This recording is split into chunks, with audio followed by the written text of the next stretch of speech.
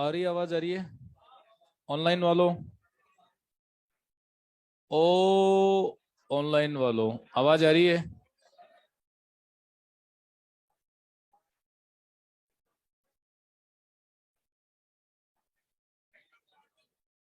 चलिए, technical issue था कुछ एक।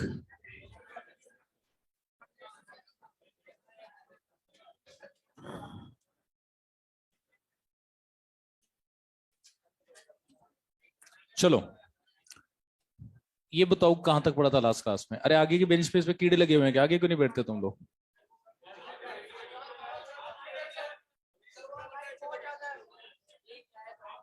हम्म। कहां तक पढ़ा था? अच्छा, ओवरी के स्ट्रक्चर तक पढ़ा दिया था, वेरी गुड। अब आते हैं, देखो, अरे बातचीत नहीं, टाइप्स ऑफ यूट्रस। तो देखो, जो टाइप्स ऑफ यूट्रस वाला पार्ट है,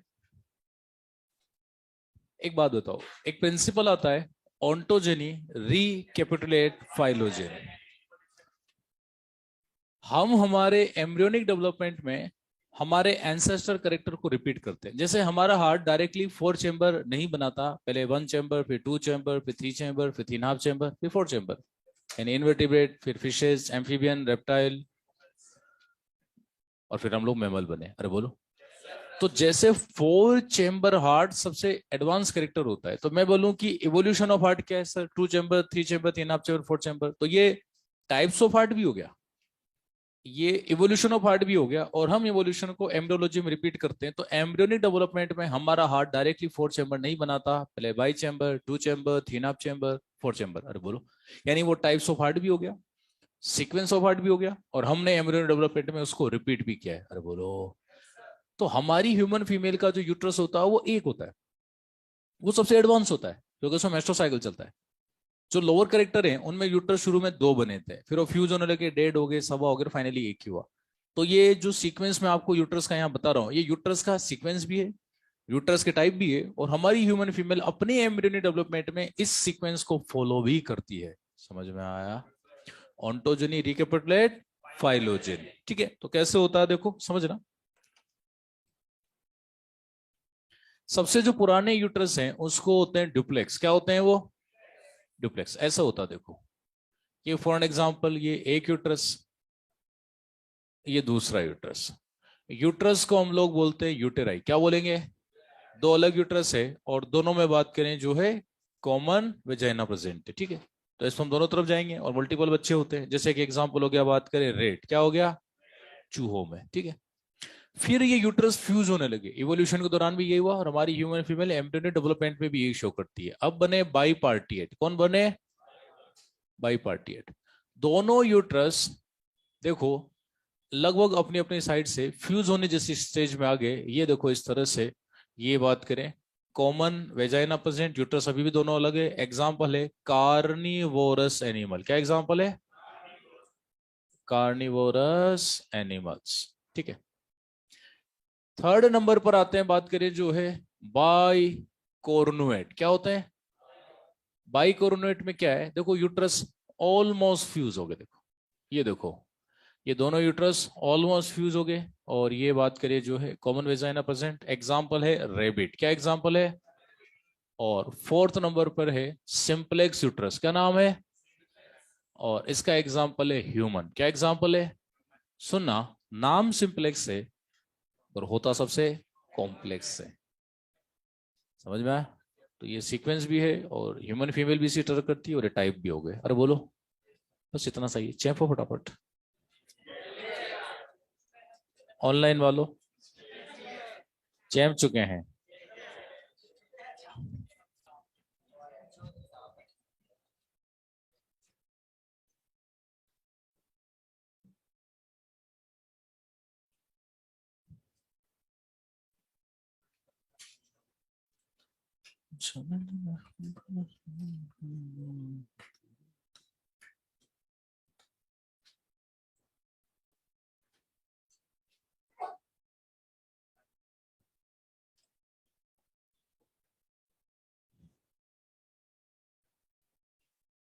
आज स्मार्ट लग रहा है तू।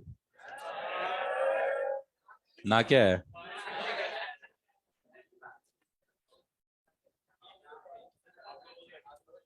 हाँ, नहीं, दिवाली लास्ट टाइम होली पे नहाया था।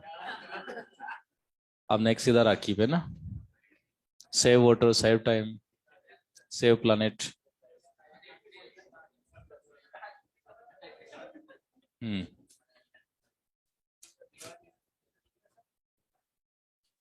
चलिए।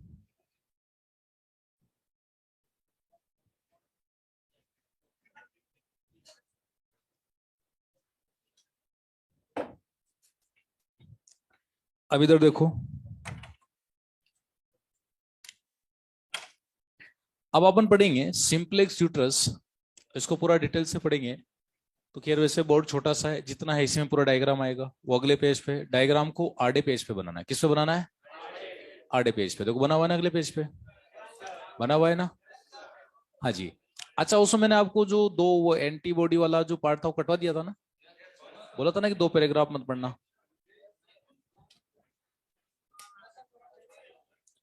ये, अरे कल जो ये नेगेटिव फीडबैक पढ़ा था ना हम लोगों ने, तो इसके ऊपर देखो दो paragraph, antibodies are not found कैसे। तो उन दोनों को काट दो कि इतना नहीं है हमारे सिलेबस में, इतना आता नहीं है। वो तो उसने पुराने नोट से लिख लिया गलती से। दोनों जो पैराग्राफ है बस उसको काट दो। अरे पूरा पेज मत काट देना, वापस इधर दे। इधर दे। ये जो दो पैरे, अरे ये अभी जो पढ़ा है फीमेल रिप्रो में, मेल वाला जो लास्ट पार्ट था, इस लास्ट पेज में जो नेगेटिव फीडबैक के ऊपर जो दो पैराग्राफ हैं छोटे छोटे से, तीन तीन लाइन के, दोनों को काट दो बस, नथिंग एल्स। अब सब लोग इधर देखो। इधर देखो। अब अपन ह्यूमन फीमेल के यूटर्स का डायग्राम बना रहे हैं, जिसमें एनसीईआरटी के तीन चार पैरा आ जाएंगे। और आपका जो बात करें, एआईबीएमटी के 10-15 क्वेश्चन भी सोल्व हो जाएंगे। ठीक है ना? तो सीरियसली सुनना। अब रुके हो तो भी पूरा पढ़ो, नहीं पढ़ना तो जाओ, कोई रोक ही नहीं रहा तुम लोगों को, है ना? इधर देखो। तो एक डायग्राम मैं बना रहा हूँ, पहले डायग्राम ही बना दूंगा, एक साथ समझा भी नहीं सकता। एक बार बना देता हूँ, मेरे साथ साथ बनाओ, फिर एक साथ में उसको समझाऊंगा। ठीक है? नाम है सिंप्लेक्स यूट्रस। क्या नाम है? नाम सिंप्लेक्स है पर होता सबसे कॉम्प्लेक्स होता है। देखो,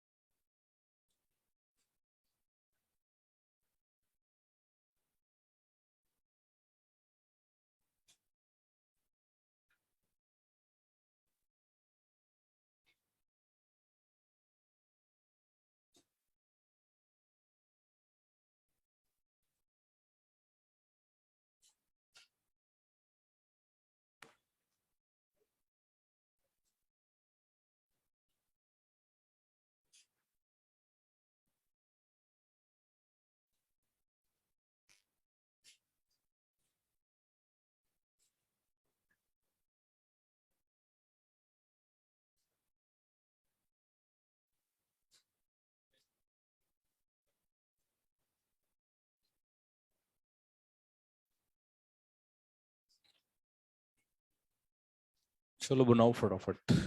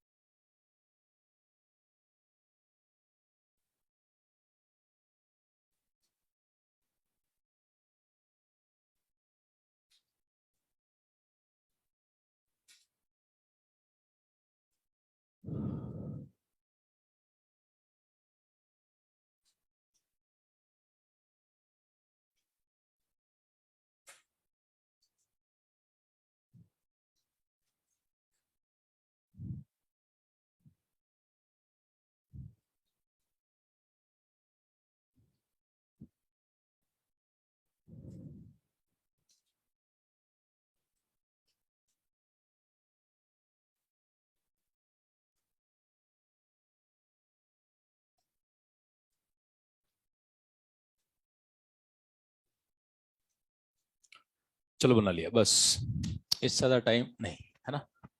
अब रुक जाओ, बाकी कर बनाना। अब इधर देखो, अरे रुक जाओ, नीचे रख दो पेन पेंसिल, इधर देखो। देखो ह्यूमन फीमेल का यूट्रस एक होता है, कितना होता है? नाम सिंप्लेक्स है पर होता सबसे कॉम्प्लेक्स है, क्योंकि उसमें मेस्ट्रो साइकिल चलता है। क्या होता है देखो, नाम मैंने हेडिंग डाला है सिंप्लेक्स यूट्रस। यूट्रस सिंपल सा इंग्लिश वर्ड यूट्रस, इसको वुम भी बोलते हैं। क्या भी बोलते हैं? वोम, वोम नहीं वुम बोलते हैं। वो मतलब माँ की कोख या बच्चेदानी, अरे बोलो। और हिस्टेरा, अपने काम की चीज हिस्टेरा ही है, क्योंकि पूरे मेडिकल में हिस्टेरा ही काम आएगा। जैसे किसी का यूट्रस रिमूव कर देना, क्या बोलेंगे? हिस्टेरेक्टोम। एपिमेटिकेशन भी ठीक है। तो एनसीईआरटी बोलती है कि ह्यूमन फीमेल का जो यूट्रस होता है, इधर देखो, वो एक इन्वर्टेड पियर शेप होता है। ऐसा लग रहा है कि नाशपति उल्टी रखी हुई है। ये वाला पार्ट, ये यूट्रस है। अब यूट्रस का जो अपर टू थर्ड पार्ट होता है, इसको बॉडी बोलते हैं। क्या बोलते हैं? क्वेश्चन था एपीएमटी में। अपर टू थर्ड जो पार्ट होता है उसको बॉडी बोलेंगे, और जो लोअर वन थर्ड पार्ट होता है, लोअर वन थर्ड पार्ट, उसको बोलते हैं सर्विक्स। क्या बोलते हैं? और सर्विक्स एक कैनाल की फॉर्म में होती है। सर्विक्स के अंदर एक कैनाल होती है जिसको बोलेंगे सर्वाइकल कैनाल। क्या बोलेंगे? याद रखना, जो सर्विक्स होता है ये यूट्रस का ही lower most one third part होता है। आप इसको यूट्रस की ओपनिंग बोल दो, माउथ बोल दो, नेक बोल दो, कुछ भी बोल दो। साधारण भाषा बोलते हैं बच्चेदानी का मुंह, अरे बोलो। वो यही होता है, सर्विक्स होता है। तो हम लोग बोलते हैं ना कि सर्वाइकल कैंसर सबसे कॉमन होते हैं इंडिया में, तो एक्चुअली वो यूट्रस का कैंसर होता है। किसका कैंसर होता है? क्योंकि स्टार्ट सर्वाइकल से होता है, सर्विक्स से होता है, अरे बोलो, है ना। तो यानी एक तरह से यूट्रस का ही कैंसर होता है। वो आधा तो ना कि आधा यूट्रस काट के सर्वाइकल निकाल दिया, बाकी अंदर ही छोड़ दिया, फिर पूरा यूट्रस रिमूव करना पड़ता है जब कैंसर हो जाता है, बोलो। तो यही होता है, ठीक है।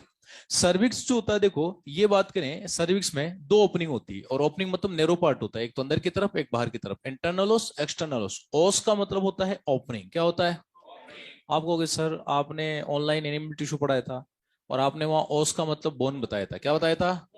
बोन बताया था। क्या बताया था? ओस का मतलब आपने बोन बताया था, ऑस्टियोलॉजी, ओसिफिकेशन, पेरियोस्टियम। हाँ, तो सर फिर ओस का मतलब बोन माने हम लोग कि ओस का मतलब ओपनिंग माने? भाइयों दोनों होता है, तो ऑप्शन देख के ऐसे पता लग जाएगा पूछ क्या रहा है। तो इंटरनल जो ओपनिंग है वो पता है क्या करेगी, यूटेराइन केविटी को सर्वाइकल कैनाल से कनेक्ट करवाएगी, और एक्सटर्नल ओपनिंग जो है वो सर्वाइकल कैनाल को नीचे वेजाइना से कवर कनेक्ट करवाएगी। अरे बोलो। और बीच में कुछ ब्रांच ट्री लाइक अपीयरेंस आती है, और ब्रांच ट्री को मेडिकल में बोलते हैं आर्बोरविटी। क्या बोलते हैं? याद करो, अपने ब्रेन में भी होता है। ब्रेन में कहाँ पे? सेरिबेलम। कहाँ होता है? वहां भी आर्बोरविटी बोलते हैं, लेकिन ये यूट्रस का पार्ट है इसलिए इसको बोलेंगे आर्बोरविटी यूटेराई। क्या बोलेंगे? ये म्यूकोसा के बने हुए फोल्ड होते हैं। किसके फोल्ड होते हैं? म्यूकोसल फोल्ड होते हैं। बात करें, और याद रखना ये प्यूबर्टी एज के बाद अपना सिक्रीशंस रिलीज करेंगे जो वेजाइना में आएगा, और इनके सिक्रीशन में प्रेजेंट होता है ग्लाइकोजन। क्या प्रेजेंट होता है? ग्लाइकोजन, ठीक है। लेकिन प्यूबर्टी एज के बाद, नॉट बिफोर प्यूबर्टी, ठीक है। ये आर्बोरविटी यूटेराई के सिक्रीशन। तो आर्बोरविटी, इंटरनलोस, एक्सटर्नोस, और इस पूरे पार्ट को बोलेंगे सर्विक्स, जिसमें बीच में कैनाल बन गई, सर्वाइकल कैनाल। समझ में आ गया? समझ में आ गया? ये होता है इस तरह से। ये सर्विक्स नीचे एक फाइब्रो मस्कुलर,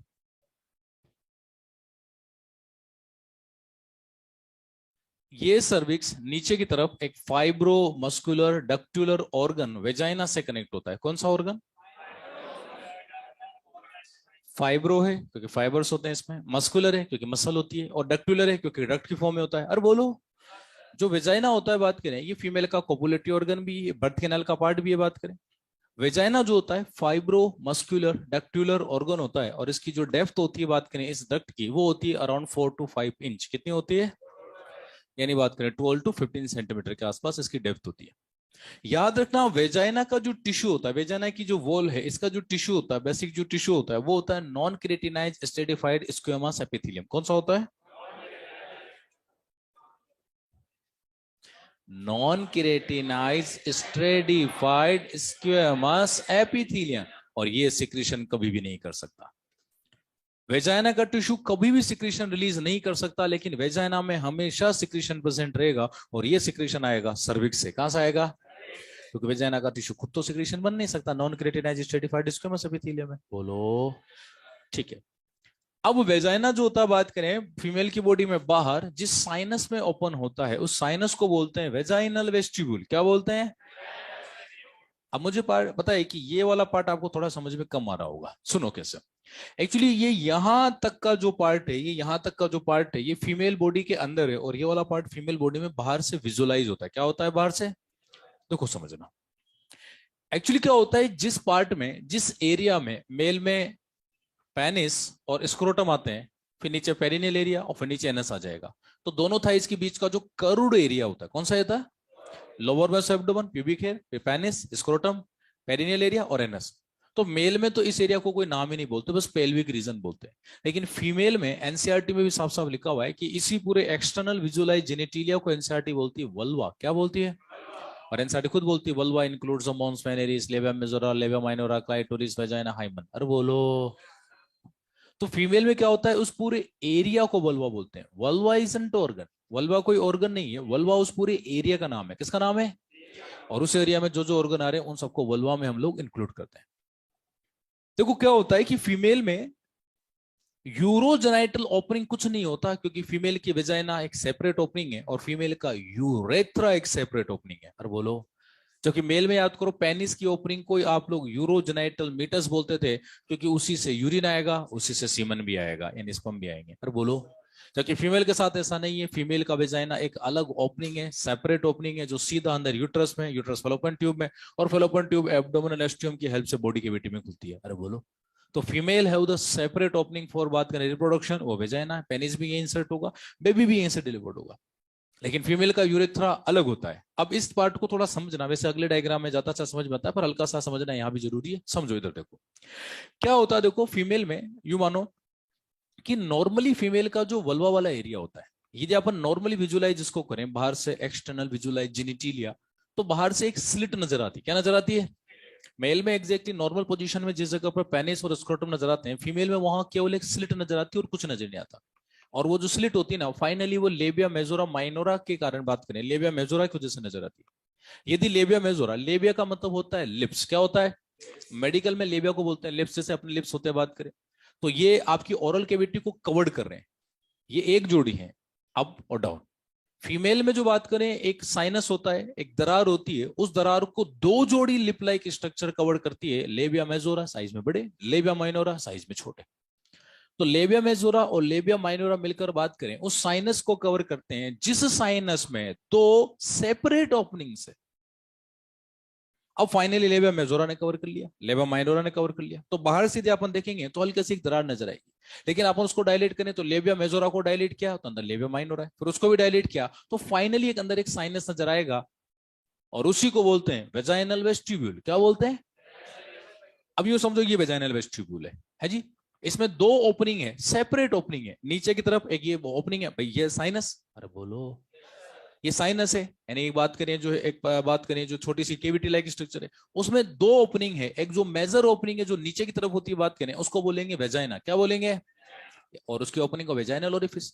और उसके जस्ट ऊपर एक छोटी सी माइनर सी ओपनिंग होती है जिसको बोलेंगे यूरेथ्रा। क्या बोलेंगे?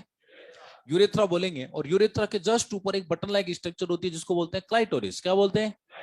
और क्लाइटोरिस, यूरेथ्रल ओरिफिस, मतलब यूरेथ्रा की ओपनिंग यूरेथ्रल ओरिफिस, और वेजाइना की ओपनिंग वेजाइनल ओरिफिस, ये तीनों एक साइनस में बात करें प्रेजेंट होते हैं, और फाइनली उस साइनस को labia minora labia majora cover कर लेते हैं। बोलो, समझ में आ रहा है? तो उस साइनस को हम लोग बोलते हैं वेजाइनल वेस्टिब्यूल, क्योंकि मेजर ऑर्गन तो उसमें वेजाइना ही है। तो एक बात बताओ, जो वेजाइनल वेस्टिब्यूल है वो तो बॉडी में बाहर प्रेजेंट है, फिर उसमें एक ओपनिंग वेजाइना है, उसमें ऊपर की तरफ एक छोटी सी माइनर सी ओपनिंग बात करें यूरेथ्रा है, और यूरेथ्रा के ऊपर एक छोटी सी बटन लाइक स्ट्रक्चर है जिसको बोलते हैं क्लाइटोरिस। क्या बोलते हैं?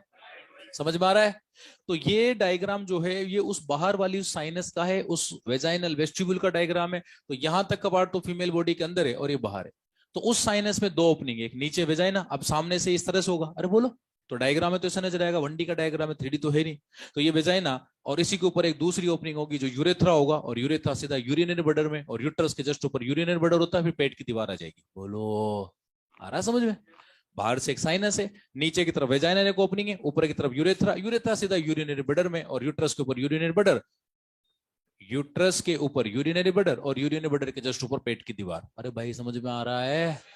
नहीं आया? आ गया? तो सुनना, वेजाइना बाहर की तरफ ओपन होती है, वेजाइनल वेस्टिब्यूल किस में ओपन होती है? यानी वो वेजाइनल वेस्टिब्यूल एक साइनस लाइक स्ट्रक्चर है, उसमें दो सेपरेट ओपनिंग है, और मेजर ओपनिंग वेजाइना ही है, तो उस साइनस को नाम दे दिया वेजाइनल वेस्टिब्यूल। क्या नाम दे दिया?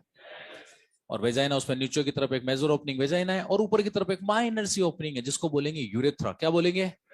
और उसके जस्ट ऊपर एक छोटी सी बटन लाइक स्ट्रक्चर होती है जिसको बोलते हैं क्लाइटोरिस। क्या बोलेंगे? समझ में आ रहा है? ठीक है। देखो क्या होता है समझना, एनसीईआरटी ने इसी के बारे में दो पैराग्राफ दे रखे हैं, दोनों को एक साथ पढ़ लो। ये जो वेजाइना होती है, चूंकि वेजाइना एक ओपनिंग है, एक होल है। अब हम जब इम्यून सिस्टम पढ़ते हैं, और मुझे पता तुम्हें से किसी को भी ये ज्यादातर नहीं आता, हम जब इम्यून सिस्टम पढ़ते हैं तो हम लोग बोलते हैं कि we have the 3 layers of immunity, मतलब 3 लेयर होती है इम्यूनिटी का।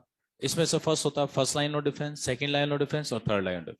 थर्ड सबसे पावरफुल होता है, सेकंड ठीक ठाक होता है, और फर्स्ट वो एक फिजिकल मेम्ब्रेन होती है, फिजिकल बैरियर होता है जिसमें स्किन और म्यूकोसा आता है। अरे बोलो, हाँ जी। आपकी बॉडी में कोई भी पैथोजन एंटर कर, जैसे मैं हूं, अब मेरी बॉडी में कोई भी पैथोजन टकरा है तो मेरी स्किन इसको रोक लेगी, फिजिकल मेम्ब्रेन, और नाक में गया तो म्यूकोसा। अरे बोलो, दोनों फिजिकल मेम्ब्रेन है, हाँ जी। फिर भी अंदर चली गई तो कोई बात नहीं, यदि नाक में या वहां गई है, स्टमक में चलेगी गलती से, इसोफेगस में होती हुई, हाँ तो स्टमक में HCl है। अरे बोलो, मुंह में चलेगी तो सलाइवा है, आंखों में गया तो टीयर है, सबके अंदर कुछ ना कुछ है। अरे, तो हमारी बॉडी की जितनी भी कैविटीज है वो कहीं ना कहीं बात करें कवर्ड है, या बात करें उसमें कोई ना कोई फिजियोलॉजिकल बैरियर होता है, इजंट इट? एनल स्प्रिंटर है, वो स्प्रिंटर है तो पैथोजन वैसे एंटर नहीं कर पाएगा क्योंकि बंद है। मेल का पेनिस इतनी छोटी ओपनिंग है और इतना लंबा यूरेथ्रा होता है कि बात करें पैथोजन उसमें भी एंटर नहीं कर पाता।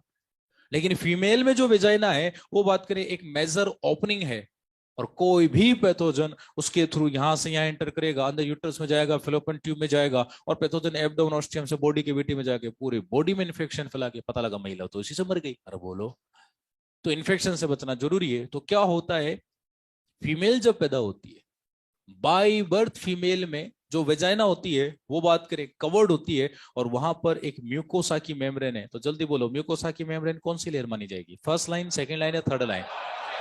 फर्स्ट लाइन ऑफ डिफेंस होता है, यानी वेजाइना कवर्ड होती है, और वेजाइना कवर्ड इसलिए होती है ताकि इन्फेक्शन ना हो। क्या ना हो? वो फर्स्ट लाइन ऑफ डिफेंस होता है हाइमन, इसको हम हाइमन बोलते हैं। एक्चुअली वो फर्स्ट लाइन ऑफ डिफेंस होता है, वर्जिनिटी का उससे कोई लेना देना नहीं होता। ये एक बहुत बड़ा बुलशिट वर्ड है। जब हम सिविलाइज हुए, अरे बोलो, जब हम सिविलाइज हुए पिछले 5,000 सालों में या 3,500 सालों में, इंडिया सबसे पुराना सिविलाइज कंट्री, अरे बोलो, तो एक बहुत बड़ा बुलशिट वर्ड है जो हिंदी में बात करें अपनी इंडिया की एनसीईआरटी ने दे रखा है, अरे बोलो, क्योंकि लोग उसको वर्जिनिटी का कोई साइन मानते हैं। ये बहुत बड़ा बात करें बेवकूफी है। ये फर्स्ट लाइन ऑफ डिफेंस होता है, क्योंकि कोई भी पैथोजन वेजाइना के थ्रू अंदर एंटर करेगा, क्योंकि वेजाइना एक मेजर ओपनिंग है, बोलो, और वेजाइना का टिश्यू नॉन ग्लैंडुलर है, तो सिक्रीशन भी नहीं बनता यहाँ पर कोई एंटीबैक्टीरियल टाइप का, भाई सलाइवा या टीयर जैसा, अरे बोलो, समझ में आ गया। तो कोई भी पैथोजन अंदर एंटर ना कर जाए तो उसको फिजिकली रोकना पड़ेगा, वही हाइमन होता है। समझ में आ गया। अब एनसीईआरटी ये भी बोलती है कि भाई जो हाइमन होता है ना, वो पार्शियली कवर्ड करता है वेजाइना को। पार्शियली मतलब इसमें सेंटर में छोटा सा होल होता है। तो आप कहेंगे सर जब वेजाइना को कवर कर ही रहे तो it must be covered completely, completely covered होना चाहिए ताकि कोई भी पैथोजन अंदर ना घुस पाए। इसके सेंटर में छोटा होल क्यों होता है, मैं बताऊं क्यों होता है, चलो आप बताओ क्यों होता है। Why vagina is partially covered not fully covered. हाँ, क्योंकि सुनो, फीमेल बेबी पैदा हुई आपके घर में तो उसकी वजह ना बात करें बाई बर्थ, ऑब्वियस बात है बाई बर्थ कवर्ड होगी, लेकिन पार्शियली कवर्ड होगी। अब हाइमन ठीक है कभी भी ब्रेक हो जाती है, लेकिन सपोज की ब्रेक नहीं हुई और प्यूबर्टी एज पर आ गई, और प्यूबर्टी एज पर आ गई और अभी भी एज सच इंटेक्ट है हाइमन, और फीमेल में शुरू हो गए मेंस्ट्रुअल साइकिल, क्या शुरू हो गए। तो फीमेल में जब मेंस्ट्रुअल साइकिल शुरू होंगे, तो फीमेल में बात करें जो है, जब मेंस्ट्रुअल साइकिल फीमेल के अंदर शुरू होंगे तो फीमेल में यूट्रस जो है वो हर महीने बात करें ब्रेक होगा, उसकी इनरमोस्ट एंडोमेट्रियम, और दीवारें टूटेगी तो ब्लीडिंग होगी, तो ब्लीडिंग को फिर बाहर आने के लिए जगह भी तो चाहिए। तो सपोज हाइमन अभी भी इंटेक्ट है तो ठीक है फर्स्ट लाइन ऑफ डिफेंस का काम करेगा, लेकिन मेस्ट्रुअल साइकिल शुरू हो गया, अरे तो ब्लड को बाहर आने के लिए जगह भी तो चाहिए, इसलिए ये पार्शियली कवर्ड होती है। कैसे कवर्ड होती है। तो आप कहेंगे सर एक बात बताओ, फिर कहें का फर्स्ट लाइन ऑफ डिफेंस हुआ, क्योंकि पार्शियली कवर्ड है, सेंटर में उसमें थोड़ा सा होल है, तो पैथोजन तो उसके अंदर तो रंग जाएगा। अरे थोड़ा कॉमन सेंस लगाओ, हर जगह कॉमन सेंस ही काम आता है। भाई यूं मानो ये वेजाइना, अब इसमें एक कवरिंग है, तो ये जो फीमेल की वेजाइना होती है बात करें तो काफी ज्यादा नेरो होती है। जो वर्जिन फीमेल है उसकी वेजाइना नेरो होती है, और उसमें जो हाइमन होती है चूंकि फ्लेक्सिबिलिटी होगी तो क्या करती है ऑलमोस्ट पूरा ही कवर कर लेती है। तो पैथोजन तो अंदर घुस नहीं पाएगा, लेकिन ब्लड ऊपर से आ रहा है और ब्लड लिक्विड है, और ग्रेविटी की वजह से वो अपनी जगह खुद ही बना लेगा, छोटे से होल में से निकल कर बाहर आ जाएगा। तो पैथोजन तो एंटर नहीं कर पाएगा, क्योंकि पैथोजन कैसे घूम घुमा के जाएगा, पॉसिबल ही नहीं है। लेकिन ब्लड एक लिक्विड है, अरे वो तो दीवारों में से पानी नीचे आ जाता, तो ब्लड एक लिक्विड है, कॉमन सेंस नाम की चीज लगाओ, वो अपना रास्ता खुद ही बना के नीचे आ जाएगा। समझ में आया। अरे बोलो। तो ब्लड तो आ जाएगा लेकिन पैथोजन एंटर नहीं कर पाएगा। लेकिन एक घर की बात बताऊं, ये जो हाइमन होता है इसका रोल सिर्फ और सिर्फ प्यूबर्टी एज तक ही होता है। प्यूबर्टी के बाद ये रप्चर हो रहे इसका कोई लॉजिक नहीं होता, क्योंकि प्यूबर्टी के बाद अब यहाँ पर एसिडिक पीएच डेवलप हो गया। टिल प्यूबर्टी वजह की पीएच एसिडिक नहीं होती, जो मैंने 3 to 4 लिखा है, 3.4 नहीं है 3 to 4 है, एग्जैक्टली 3.5 होता है। तो ये जो 3 to 4 पीएच होती है ये डेवलप होती है आफ्टर प्यूबर्टी। कब डेवलप होती है। आप कहेंगे कैसे, मैं बताता हूँ, देखो सुनो इधर देखो, अरे बातचीत नहीं, मैंने सब लिखवा भी रखा नोट्स में, इधर देखो पहले। फीमेल प्यूबर्टी एज पर आई, कौन सी एज पर आई, कौन सी एज पर आई। भाई ढंग से सुनना, एनसीईआरटी के 3 4 5 पैराग्राफ पूरे हो जाएंगे एक ही बार में। फीमेल जब प्यूबर्टी एज पर आएगी तो फीमेल को मिलेगा एस्ट्रोजन प्रोजेस्टेरोन, क्या मिलेगा। और प्रोजेस्टेरोन याद करो मैंने आपको पहले लेक्चर में बताया था सीक्रेटरी नेचर डेवलप करवाता है। तो आर्बोरविटी यूटेराई का सीक्रेटरी नेचर स्टार्ट हो जाएगा और इसके सिक्रीशन ऑटोमेटिकली वेजाइना में आएंगे, और इसके सिक्रीशन में प्रेजेंट होता है ग्लाइकोजन। क्या होता है। अब अपने एटमॉस्फेयर में कुछ बैक्टीरिया होते हैं, देखो सारे बैक्टीरिया हार्मफुल नहीं होते, कुछ बैक्टीरिया अच्छे भी होते हैं, अरे बोलो। तो कुछ बैक्टीरिया क्या करेंगे फीमेल की वेजाइना में उस लिक्विड की वजह से ग्रो कर जाएंगे, क्योंकि उसमें प्रेजेंट है ग्लाइकोजन। क्या प्रेजेंट है। और उस बात करें जो है ग्लाइकोजन का एन एरोबिक रेस्पिरेशन करेंगे, जैसे डोडेनम ड्यूडेनाई हो गए, बहुत सारे बैक्टीरिया होते हैं, अलग अलग स्ट्रेंस होती है इसकी, वो यहाँ ग्रो कर जाएंगे और उस ग्लाइकोजन का एन एरोबिक रेस्पिरेशन परफॉर्म करेंगे और बनेगा लैक्टिक एसिड। क्या बनेगा। बस white lactic acid female vagina को, फीमेल वेजाइना की पीएच को एसिडिक मेंटेन करता है। तो आप कहेंगे सर फिर उसका क्या रोल है एसिडिक पीएच का। अरे एसिडिक पीएच का रोल ये है कि कोई भी पैथोजन इस पीएच में जाएगा वो उधर ही अपना बात करें मर जाएगा, क्योंकि 3 से 4 पीएच में कोई भी पैथोजन नॉर्मली अपना रेप्लिकेशन नहीं कर पाएगा, चाहे फंगस हो, वायरस हो, बैक्टीरिया हो, प्रोटोजोआ, हेलमिंथ हो। अरे बोलो। तो ये फीमेल में सेकेंड लाइन ऑफ डिफेंस है। क्या है ये। क्योंकि तो फिजियोलॉजिकल है। अरे साफ साफ लिखा हुआ है डिजीज वाले चैप्टर में, अरे बोलो। तो second line of defence develop हो गया। तो प्यूबर्टी एज के बाद अब हाइमन रहे या ना रहे, अब उसका कोई बात करें जो है रोल नहीं रहा, क्योंकि अब फिजिकल हट भी जाए तो फिजियोलॉजिकल आ गया, वो रोक लेगा। अब एनसीईआरटी कुछ चीजें और बोलती है कि प्रेजेंस और absence of hymen is not a true indicator of virginity. यानी सपोज किसी फीमेल में हाइमन नहीं है, it doesn't mean she is sexually experience, और किसी में है, इट आल्सो डजंट मीन कि वो सेक्सुअल एक्सपीरियंस ना हो। दोनों चीजें बिल्कुल भी बात करें जो है कंफर्म नहीं है, कोई ट्रू इंडिकेटर नहीं होता वर्जिनिटी का। तो आप कहेंगे सर हाइमन किन किन कारणों से ब्रेक हो सकती है? देखो, हर चीज में कॉमन सेंस नाम की चीज है। कॉमन सेंस धरती की सबसे अच्छी चीज होती है। अपना कॉमन सेंस पूरा लगाएं। प्रकृति ने आपको दो दो कॉमन सेंस दिए, एक इधर एक इधर, है ना। इधर देखो, ऊपर वाला तो खाली अपना है ना, टॉप फ्लोर खाली है। चलो सुनो सुनो, पीछे वालों, हाँ आपको तो सब आता होगा, कुछ तो मेरे क्लासमेट हैं, कुछ मेरे से सीनियर भी थे। हाँ, जब मैं 10th में था 12th में था, इन्होंने बोला था भाई बायो लेना, आगे बहुत स्कोप है। तो मैं तो आगे निकल गया, ये वही रह गए। इधर देखो, बात करें जो, सुनो, देखो एनसीईआरटी कुछ लाइनें बोलती है कि प्रेजेंस और absence of hymen is not a true indicator of virginity. तो सुनना, हाइमन किन किन कारणों से ब्रेक हो सकती है। देखो, कॉमन सेंस नाम की चीज लगाओ। हाइमन एक छोटी सी पतली सी म्यूकोसल मेम्ब्रेन है, जैसे अपने हाथ में पतला सा टिश्यू होता है यहाँ पे, अरे बोलो, इससे भी पतला होता है वो। एक पतली सी म्यूकोसल मेम्ब्रेन है जो वेजाइना को कवर करती है। जैसे मेरी हथेली मान लो कि वो हाइमन है, ये वेजाइना को कवर करी, पैथोजन अंदर ना घुसे, लेकिन इसमें सेंटर में होल होता है। वो चूंकि नॉर्मली वेजाइना श्रिंक रहेगी तो वो भी श्रिंक हो जाएगी, तो पैथोजन तो नहीं घुस पाएगा, लेकिन ब्लड जरूर बाहर आ जाएगा। अरे बोलो, अब ये हाइमन किस किस कारण से ब्रेक हो सकती है? थोड़ा कॉमन सेंस लगाओ भाई। पेरिनियल एरिया में वेजाइना, वेजाइना पार्शियली कवर्ड है, बात करें हाइमन से, और हाइमन एक पतली सी मेम्ब्रेन होती है। तो किसी भी कारण से इस पेल्विक एरिया में रैपिड मूवमेंट हो, जोर से मूवमेंट हो, अरे तो हाइमन ब्रेक हो जाएगी। भाई कॉमन सेंस है। आपके हाथ में मैंने एक थोड़ा सा मजबूत सा बात करें पेज दे दिया, मैं बोलो इसको कैसे, बोले सर ये फट गया, दैट्स ऑल। तो हाइमन भी एक मेम्ब्रेन है, उस एरिया में या तो रैपिड मूवमेंट हो या उस पर कोई फिजिकल जर्क लगे, अरे तो बात करें ब्रेक होगा ना। तो किन किन कारणों से रैपिड मूवमेंट हो सकता है? जैसे फीमेल साइकिलिंग करती है तो पेल्विक एरिया में बात करें मूवमेंट होगा, स्विमिंग कर रही है तो मूवमेंट होगा, साइकिलिंग स्विमिंग हॉर्स राइडिंग कर रही है तो जर्क लगेगा, बात करें, अरे बोलो। और दूसरा जोल्ट है, एकदम से झटके से कूद गई, बात करें 4 सीढ़ियां कूद गई, ब्रेक हुआ हो गई, बात करें। या फिर बात करें जो एक टोन, बॉडी ज्यादा टोन होगी, बेंड हो गई, तो उस केस में भी ब्रेक हो सकती है, कोई पत्ती सी होती है। अब हर चीज में जेनेटिक वेरिएशन नाम की एक चीज आ जाती है। हम यहाँ सब गोरे काले लंबे छोटे बोने हैं, तो हाइमन की बात करें जो विड्थ या बात करें वो है, वो भी तो कम ज्यादा सब तरह हो सकती है। फ्लेक्सिबिलिटी ज्यादा कम, मोटाई कम ज्यादा सब हो सकती है, अरे बोलो। और जो उसके ब्रेक होने पर जो ब्लीडिंग है, कम ज्यादा नील, बहुत कम या ज्यादा भी हो सकती है, अरे बोलो भाई, ये तो जेनेटिक वेरिएशन है। अरे भाई समझ में आ रहा है? तो याद रखना, हाइमन ऐसा नहीं है कि बात करें लॉन्ग एक्सपोजर ऑफ, बात करें सेक्सुअल, बात करें एक्सपीरियंस से ही ब्रेक होगी।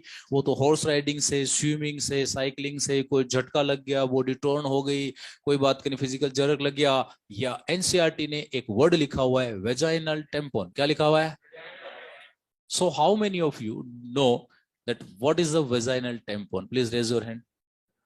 ये देखो, हम 6 7 8 लड़कों को पता है कि वेजाइनल टेम्पोन क्या होता है, और मैंने एनसीईआरटी का ही वर्ड पूछा है, बाहर से कुछ नहीं पूछा। सो वो जो आपके 2022 में आ गया, तो फिर वो आंसर क्या लगाओगे भाइयों? कुछ नहीं पता, भगवान जाने। अरे बोलो, चलो मैं बता देता हूँ, सुनो। देखो क्या होता है, आपस में डिस्कस ना करें, मैं बताऊंगा। ऑनलाइन वाले बच्चे पढ़ रहे हैं, इनको भी ज्यादातर को नहीं पता होगा, ठीक है? तो सुनो, एक्चुअली क्या होता है, फीमेल में जो मैस्ट्रुअल साइकिल में जो ब्लीडिंग होती है, जिसको हम मेंसस फेज ही बोलते हैं, ब्लीडिंग फेज, 5 दिनों की ब्लीडिंग होती है, तो फीमेल बात करें लेविया मेजोरा पर पेड वगैरह नॉर्मली इंप्लांट करती है, तो वो क्या होते हैं, एब्जॉर्ब कर लेते हैं। अब तुमने अक्षय कुमार की पेड मैन तो देखी होगी, इतना सा आइडिया तो है आप लोगों को। एनसीईआरटी उससे भी आगे चली गई, एनसीईआरटी पेड से भी आगे वेजाइनल टेम्पोन पे पहुंच गई। हाँ जी, तो सुनो, जो पेड होते हैं वो अलग होते हैं, वो वेजाइनल टेम्पोन नहीं होते, तो कुछ नहीं आया अभी। तो वो फीमेल अपने लेबिया मेजोरा पे इम्प्लांट करेगी, तो जो ब्लीडिंग होगी उसको एब्जॉर्ब कर लेगा, वो यूज एंड थ्रो होता है, बात करें। पता है पुराने टाइम पे जो फीमेल्स होती थी अनहाइजीनिक कपड़े वगैरह, तो उसमें ह्यूमन पेपिलोमा वायरस होता था। याद करो, human papilloma virus. Cervical cancer 90% cancer उसी से होता है, और वो अनहाइजीनिक कंडीशन की वजह से होता है। ह्यूमन पेपिलोमा वायरस आपने सुना होगा, सॉरी पढ़ा होगा, सुना क्या होगा, अभी पढ़ के निपटो आप लोग, डिजीज है ना। ठीक है, तो उसकी वजह से सर्वाइकल कैंसर होता है। अब वो पेड़ बात करें, अब यू मानो कोई स्पोर्ट पर्सन है, क्या है, कोई कोई फीमेल स्पोर्ट पर्सन है। अब उसको जैसे कि गीता बबीता फोगाट है, उसको बात करें रेसलर है, अब उनको रेसलिंग करनी है। सपोज अभी अमेरिका में चल रहे अपने यहाँ, तो अभी 8 बजे, वहां रात के 8, सुबह के 8 बजे, पता लगा अभी 10 बजे उसका गेम है, और उसको अभी ब्लीडिंग शुरू होगी 8 बजे। तो वो ओलंपिक कमेटी को थोड़ा ना बोलेगी कि सर मैं से स्टार्ट हो गए, सो मैं नहीं खेल सकती। खेलना तो पड़ेगा रे बाबा, अरे बोलो। तो ये फर्स्ट टाइम तो स्पोर्ट पर्सन के लिए ही आए थे मार्केट में, लेकिन नाउ डेज अब इसको नॉर्मल फीमेल्स भी यूज करती है मेंसेस के ब्लड के एब्जॉर्ब करवाने के लिए, वही जिस तरह से पेड होते हैं। इसमें क्या होता है, एनसीईआरटी का ही वर्ड है और तुमको ये भी नहीं आता दुष्टों, इसका मतलब तुम्हारी सच्ची में 12th बहुत कमजोर है। देखो क्या होता है, ये ऐसे रबर का एप्लीकेटर होता है, और रबर के एप्लीकेटर में इस तरह का ये एक अंदर वही उसी मटेरियल का जिस मटेरियल के पेड़ बने होते हैं वो होता है। तो फीमेल इसको क्या करेगी, अपनी वेजाइना में इंसर्ट कर लेगी। ये जो ब्लैक कलर का एप्लीकेटर होता है, रबर का फ्लेक्सिबल एप्लीकेटर होता है, और रेड कलर का जो पार्ट है वो एब्जॉर्बिंग बात करें मटेरियल का बना होता है, तो इसको अंदर रखे कि एप्लीकेटर को खींच लेगी, अरे बोलो, और वो रेड वाला पार्ट अंदर रह जाएगा। अब जो ब्लीडिंग होती है ना, वो वेजाइना से नहीं होती, वेजाइना तो एक रूट है, अरे बोलो, ब्लीडिंग यूट्रस की दीवारों से आ रही है। तो जो ब्लीडिंग आएगी वो वेजाना में, चूंकि वेजाना पूरी पैक होगी वेजाइनल टेम्पोन की वजह से, तो सारी ब्लीडिंग इसी में एब्जॉर्ब हो जाएगी ना, बाहर तो आएगी ही नहीं। और चूंकि अंदर की तरफ लगा रहा है तो ब्लीडिंग का तो बाहर सवाल ही नहीं उठता कि ब्लीडिंग लीक हो जाए, अरे बोलो। सर इसमें धागा क्यों होता है, धागा इसलिए कि भर गया तो उसको खींचने के लिए, अरे बोलो। खींचा single time, use and throw, फिर नया अप्लाई कर लेगी। समझ में आया भाइयों, ये होते हैं वेजाइनल टेम्पोन जो एनसीईआरटी ने बता रखे हैं। और कहीं टीचर भी इसको नहीं पढ़ाते जानबूझ के, पता नहीं क्यों नहीं पढ़ाते, पढ़ाना चाहिए जब एनसीईआरटी में लिखा हुआ है तो, अरे बोलो। ये होता है वेजाइनल टेम्पोन। अब एक बात बताओ, यदि कोई फीमेल वेजाइनल टेम्पोन यूज करेगी मेंसेस के फ्लो को बात करें जो स्टोर करवाने के लिए, तो एक बात बताओ, उसमें हाइमन ब्रेक होगी नहीं होगी, बैठ गई इसकी।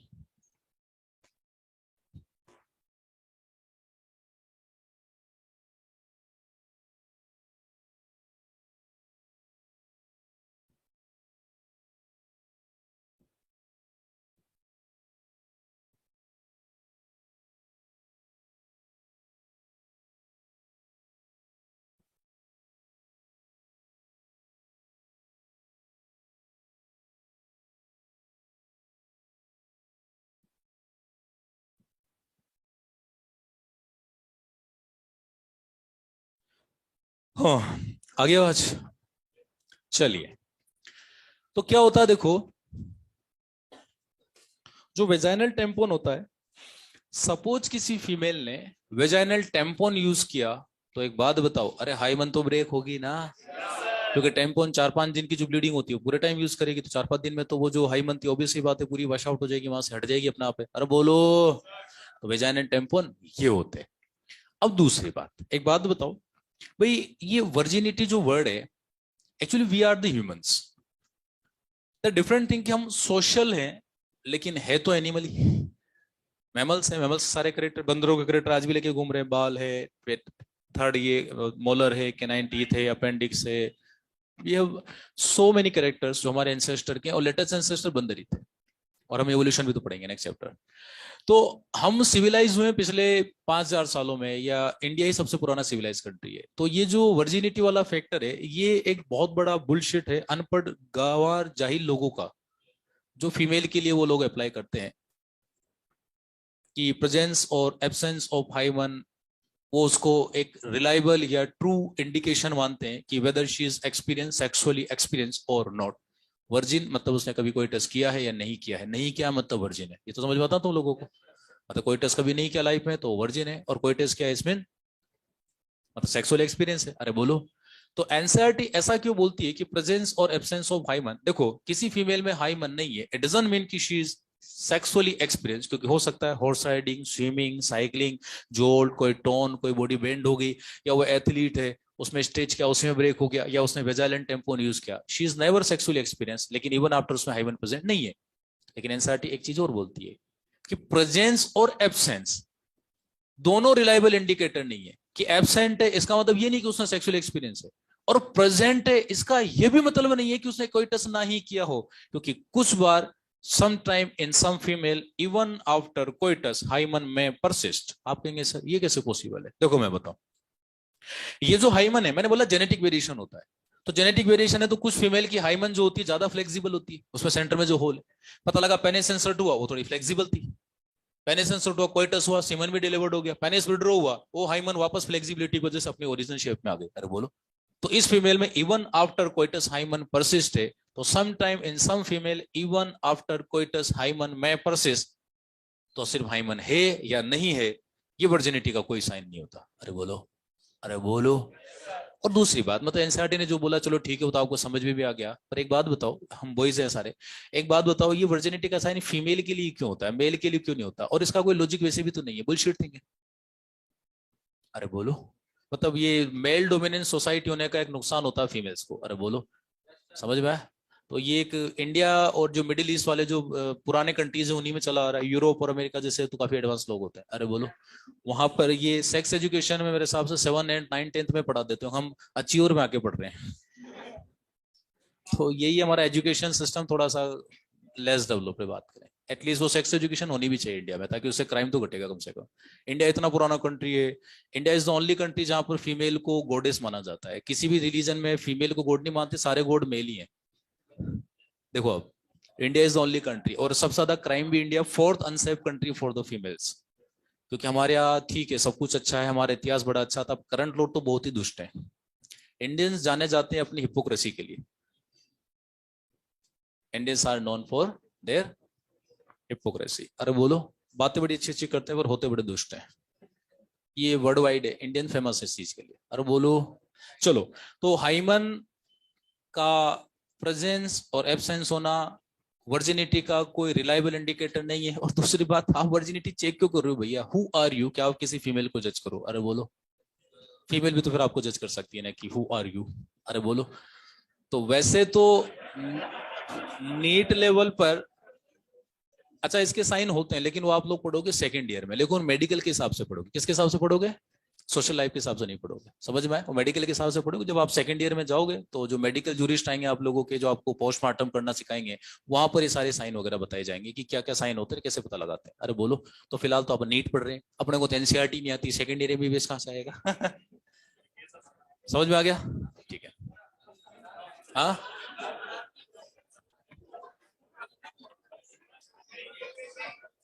हाँ,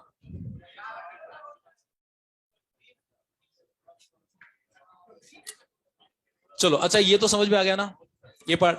तो सुनो, बिफोर प्यूबर्टी, या सॉरी टिल प्यूबर्टी हाइमन का रोल रहेगा, फिर वो रहे ना रहे वो कोई। अच्छा आपको कि सर एक बात बताओ, जैसे कोई फीमेल है, बिफोर प्यूबर्टी अर्ली एज में ही उसकी हाइमन ब्रेक हो गई, किसी भी फिजिकल बात करें, जो कि साइकिलिंग स्विमिंग करने से हो गए, तो एक बात बताओ सर, उसकी बात करें first line of defence damage हो गई या हट गई, तो सर फिर तो उसमें इन्फेक्शन होगा ही होगा ना? ना ना ना, ऐसा नहीं होता। एक बात बताओ, आपकी first line of defence damage हुई है, अरे तो अभी सेकंड लाइन और थर्ड लाइन भी तो है।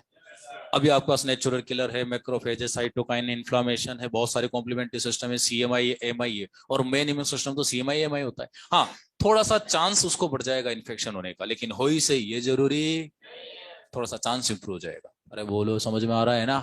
तो ये होता है, एनसीईआरटी ये पढ़ाती है, तुम लोग पता नहीं क्यों उसको उल्टा मतलब निकालते हो। और एनसीईआरटी को ये चीज भी लिखनी चाहिए कि वर्जिनिटी का लॉजिक क्यों दे रहे हो जबरदस्ती तुम लोग, देना ही नहीं चाहिए मेरे हिसाब से। तो ये तो एक सोशल वो है, भेदभाव है महिलाओं के साथ। अरे बोलो, क्यों दे रही है बात करें एनसीईआरटी, मुझे तो समझ भी नहीं आता। वो इसलिए दे रही है क्योंकि इंडिया में पढ़ रहे हैं ना हम लोग, हिंदी मीडियम का बच्चा भी तो पढ़ेगा, बात करें जो कति देसी गांव से पढ़ के आया है। अरे बोलो, चलो तुम लोग तो अच्छी बात करें उससे, तो या वो अनपढ़ लोग भी तो जो आर्ट्स और कॉमर्स या दूसरे सब्जेक्ट लेते हैं, जो इस चीज को ज्यादा वो करते हैं, बात करें फांसी, जबकि बीइंग अ एनिमल, इसका कोई लॉजिक नहीं है। अरे बोलो, सिंपल सी बात, एनसीईआरटी को हटाना चाहिए, तो डिस्क्रिमिनेशन है, बात करें, है ना? चलो आगे चलते हैं। हाँ, अच्छा एनसीईआरटी को मेल सेंड करें, चलो तुम लोग कर देना, है ना? मैं अकेला सेंड करूंगा तो एक मिल जाएगा, हम सब सेंड करेंगे तो 200-300 जाएंगे। साइट बताऊं मैं, मुझे भी नहीं पता यार, वो कहीं गूगल करके पता लग जाएगा ना। चलो इधर देखो, इधर देखो, इधर देखो। लेकिन इसका पता ये लगता है कि चलो एटलीस्ट 12th में आने के बाद तो बच्चा पता लगा लेता है कि भैया ये सब बुलशिट्स होती है। अरे बोलो, उससे पहले हो सकता है बच्चा था कुछ और समझता हो। अरे बोलो,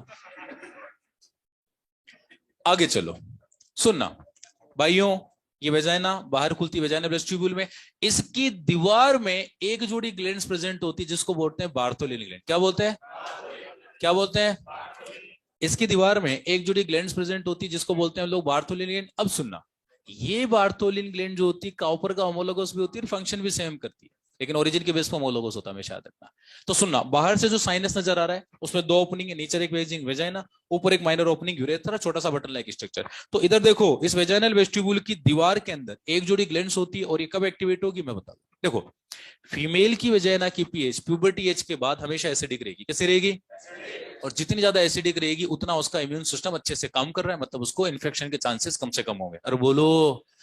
लेकिन सुनना, at the time of sexual activity male जब अपना सीमन डिलीवर करेगा तो वेजाइना में डिलीवर करेगा, और यदि एसिडिक मीडियम होगा वेजाइना का, वैसे तो सीमन अपने आप में खुद एल्कलाइन है, लेकिन जिस जगह डिलीवर कर रहे वेजाइना में वो एसिडिक है, तो ज्यादातर स्पर्म के मरने के चांसेस बढ़ेंगे नहीं बढ़ेंगे?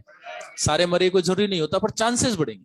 तो फीमेल भी क्या करेगी, अपने पूरे बात करें जो है एरिया को, जेनेटल एरिया को बात करें लुब्रिकेट भी करेगी और अल्कलाइन मीडियम भी मेंटेन करेगी। तो याद रखना, eight the time of sexual activity ये जो वेजाइनल वेस्टिब्यूल चूंकि वर्टिकल होगी, अरे बोलो, तो उसकी दीवार में और वेजाइना के ऊपर की तरफ होती है ये, तो वहां से जो बार्थोलिन ग्लैंड है, ये साइनस है, जो बात करें ये वेजाइनल वेस्टिब्यूल, और नीचे की तरफ ये वेजाइना है, तो बीच में यहाँ पर बात करें बीच वाले पार्ट में इनकी दीवारों के अंदर बार्थोलिन ग्लैंड होगी, और at the time of sexual excitement ये Bartholin gland parasympathetic nervous system की वजह से एक्टिवेट होगी और अपना सिक्रीशन वेजाइनल वेस्टिब्यूल में गिराएगी, जो ग्रेविटी की वजह से ऑटोमेटिकली वेजाइना में चला जाएगा। अरे बोलो, और लेवा मेजोरा माइनोरा तक आ जाएगा, और ये दो काम करेंगे, एक तो लुब्रिकेशन करेंगे फीमेल के जेनिटल को, अरे बोलो, और सेकंड इस बात करें पीएच को थोड़े टाइम के लिए अल्कलाइन बना देंगे, क्योंकि थोड़े देर बाद सिक्रीशन का रोल खत्म हो जाएगा। बोलो, फिर मेल अपने सिक्रीशन को यहाँ डिलीवर करेगा, तो एक तो लुब्रिकेशन भी मिला पेनिस को, और दूसरा बात करें जो है सीमन को यहाँ भी अल्कलाइन मीडियम मिला, तो ज्यादातर स्पर्म के बचने के चांसेस बढ़ेंगे और सीमन यहाँ पड़ा रहेगा। AIPMT का क्वेश्चन,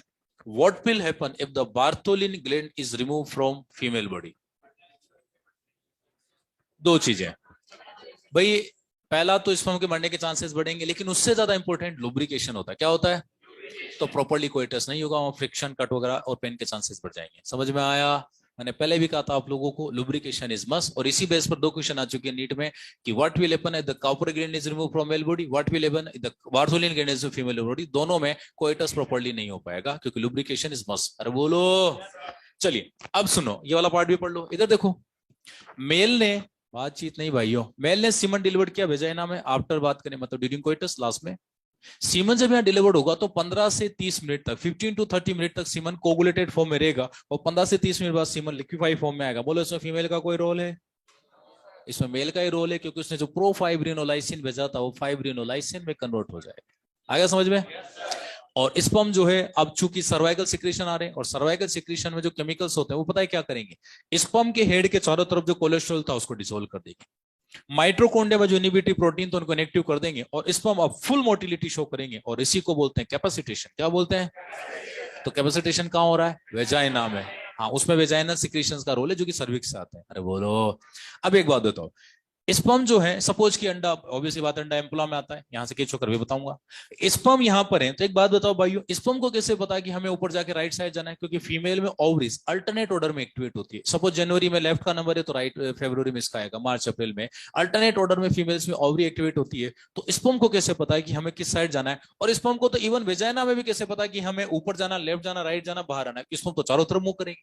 तो मैं बताऊं, just after having coitus female में ऑक्सीटोसिन रिलीज होता है। क्या रिलीज होता है? जो उसमें बात करें जो है इस यूट्रस वाले पार्ट में अपर साइड पर रिदमिक कॉन्ट्रेक्शन शुरू करता है। तो स्पर्म इतने छोटे माइक्रोस्कोपिक स्ट्रक्चर होती है कि यदि रिदमिक कॉन्ट्रेक्शन ऊपर हो रहा है तो ज्यादातर स्पर्म ऊपर की तरफ गाइडेड हो जाएंगे। बोलो, मोमेंट तो रैंडम करना है पर ज्यादातर स्पर्म ऊपर की तरफ गाइडेड हो जाएंगे। अरे बोलो भाई, तो क्या होगा? अच्छा, कितना भी एडेप्टेशन लगा दो भाइयों, सिंपल सी बात है, करोड़ों स्पर्म तो वेजाइना में मरेंगे, कुछ भी कर लो। तो मेल ने इसीलिए तो 30 करोड़ भेजे, सीधी सी बात है सर, तो improve the chance of fertilization. करोड़ों यहां मरेंगे, करोड़ों आर्बोरविटी यूट्राई के फोल्ड में उलझ के मर जाएंगे, और यहां तक तो करोड़ों भी नहीं पहुंच पाएंगे। अब सपोज अंडा इस महीने इस तरफ है, तो जो फेलो जो बात करें फेलोपियन ट्यूब के इस वाले पार्ट में लेफ्ट साइड में जा रहे हैं, उनका वैसे भी कोई फ्यूचर नहीं है। अरे बोलो। और जो यूट्रस इतना बड़ा होता है कि यूट्रस स्पर्म के लिए बहुत बड़ी स्ट्रक्चर है, करोड़ों अरबों खरबों गुना बड़ी स्ट्रक्चर है, वो उसमें उलझ के मर जाएंगे। अरे बोलो, तादर है। और बहुत कम स्पर्म है जो यहां तक पहुंच पाएंगे। तो ह्यूमन में फर्टिलाइजेशन होगा ही होगा या बाई चांस है? हर बार कभी भी पॉसिबल नहीं होता, इम्पॉसिबल है। अरे बोलो, समझ में आ रहा है? ठीक है, तो बहुत कम स्पर्म होते हैं जो वहां तक पहुंच पाते हैं। इसीलिए तो एनसीईआरटी बोलती है कि भैया टोटल स्पर्म का 60% तो प्रॉपर शेप और साइज, और उनका 40% विग्रस मोटाइल होने चाहिए। नहीं समझ में आया? नहीं आया? नहीं आया? आ गया? एक ही बार है समझ में आ गया? इंटेलिजेंट लोग इस हिसाब से, तो आप यार, तो 8 सालों से यहाँ क्या कर रहे हो? चलो आगे चलते हैं, बात करें। साइंटिस्ट बनना है, बहुत अच्छे। तो साइंटिस्ट बनने के लिए कौन सा एग्जाम दोगे अब? चलो, पटवारी कौन बोला है? साइंटिस्ट बनने के लिए तो पटवारी का एग्जाम दोगे, खेतों में रिसर्च करोगे। बात करें इधर देखो, बात करें। चलो चुपचाप सुनो, इधर इधर इधर देखो, इधर देखो।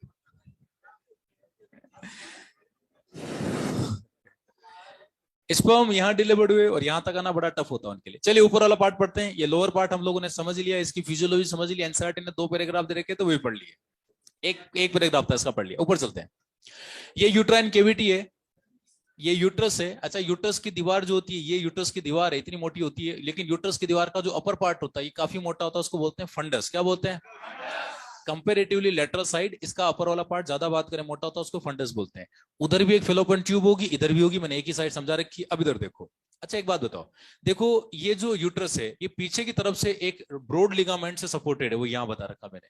यूट्रस भी इसी से सपोर्टेड है, फेलोपियन ट्यूब भी इस पे सपोर्टेड है, ओवरी भी इसी पे सपोर्टेड है। इधर भी आएगा और सेम टू सेम इधर भी आएगा। बोलो, कल पढ़ा था हम लोगों ने ब्रॉड लिगामेंट ऑफ यूट्रस, जो कि पेरिटोनियल लिगामेंट भी कहलाता है। ओवरी पीछे से सपोर्टेड थी। अरे बोलो, तो मेनली तो यूट्रस को सपोर्ट देने के लिए, क्योंकि मेजर ऑर्गन तो यही है। अब यूट्रस की जो वॉल है, इसकी जो दीवार है, वैसे तो ये यूट्रस की वॉल है, पर हम लोग जब लेंथ काउंट करते हैं फेलोपियन ट्यूब की, तो उसमें इसको काउंट कर लेते हैं, और इस पार्ट को बोलेंगे इंट्राम्यूरल या इंटरस्टिशियल पार्ट। क्या बोलेंगे? जोर से स्पीको। हाँ जी, इंट्राम्यूरल या इंटरस्टिशियल जो पार्ट होता है ये 1 सेंटीमीटर होता है। कितना होता है? यानी सोचो, यूट्रस जब नॉर्मल है तब उसकी दीवार 1 सेंटीमीटर मोटी होती है, जबकि 1 सेंटीमीटर मोटी तो आपकी स्किन भी नहीं है। अरे बोलो, तो सोचो यूट्रस कितना मोटा होता है, क्योंकि ह्यूमन फीमेल मेस्टो साइकिल चलाएगी और बच्चा दीवार के बीच में इम्प्लांट होता है, एंडोमेट्रियम में। बोलो, बहुत मोटी दीवार होती है, 1 सेंटीमीटर अपने आप में बहुत मोटी होती है। तो ये यूट्रस की दीवार है, पर फेलोपियन ट्यूब की लेंथ पे काउंट करेंगे। फिर सिलेंड्रिकल पार्ट आता है जिसको बोलेंगे इस्थमस। क्या बोलेंगे? लंबाई कितनी होती है? 2 to 3 सेंटीमीटर। फिर यहाँ फूला फूला पार्ट आता है, फूला फूला, लेंथ कितनी है? 6 to 7 सेंटीमीटर। फिर यहाँ पर एक कॉनिकल पार्ट आता है, कॉनिकल शेप का, उसको बोलते हैं इन्फंडिबुलम। क्या बोलते हैं? और उसमें अंदर की तरफ एक होल होता है जो एम्पुला को बॉडी कैविटी से जोड़ता है, और होल को बोलेंगे एब्डोमिनल ऑस्टियम। क्या बोलेंगे? Abdominal ostium. ओ लगाना भूल गया मैं, एब्डोमिनल ऑस्टियम है ये। एब्डोमिनल ऑस्टियम होता है, ठीक है। इधर देखो, ये एब्डोमिनल ऑस्टियम इस फेलोपियन ट्यूब को कनेक्ट करवाता है बॉडी कैविटी से। कैसे करवाता है? और बॉडी कैविटी हमारी होती है सीलोम। क्या होती है? क्योंकि हम लोग ट्रू सिलोमिक एनिमल है। अरे बोलो, मिजोडोम होती है, ठीक है। ये आपकी पेरिटोनियल कैविटी। अब सुनना, यहां पर क्या होते हैं, कुछ फिंगर लाइक प्रोजेक्शंस निकले होते हैं। क्या निकले होते हैं? और फिंगर लाइक प्रोजेक्शंस को बोलते हैं ओवेरियन फिमरी। क्या बोलेंगे? क्या बोलेंगे? Ovarian fimbria. अब ठीक ना, इन ओवेरियन फिमरी के नीचे की तरफ होती है ओवरी। कौन होती है? अच्छा एक बात बताना, इस ओवरी में वो जो कल आपने पढ़ा था मीजोवरियम वाला पार्ट, वो किधर होगा? पीछे। किधर होगा? क्योंकि उसी से तो आर्टरी वेन और वगैरह आएगी जाएगी। समझ में आ रहा है ना? और ओवरी को एक्स्ट्रा बात करें स्ट्रेंथ या सपोर्ट देने के लिए, यहां से ओवरी से एक लिगामेंट जाता है जो यूट्रस से अटैच होता था कि ओवरी अपनी जगह पर स्टेबल रहे, उसको बोलेंगे ओवेरियन लिगामेंट। क्या बोलेंगे? Ovarian ligament. अब देखो प्रैक्टिकली कैसे होता है समझना।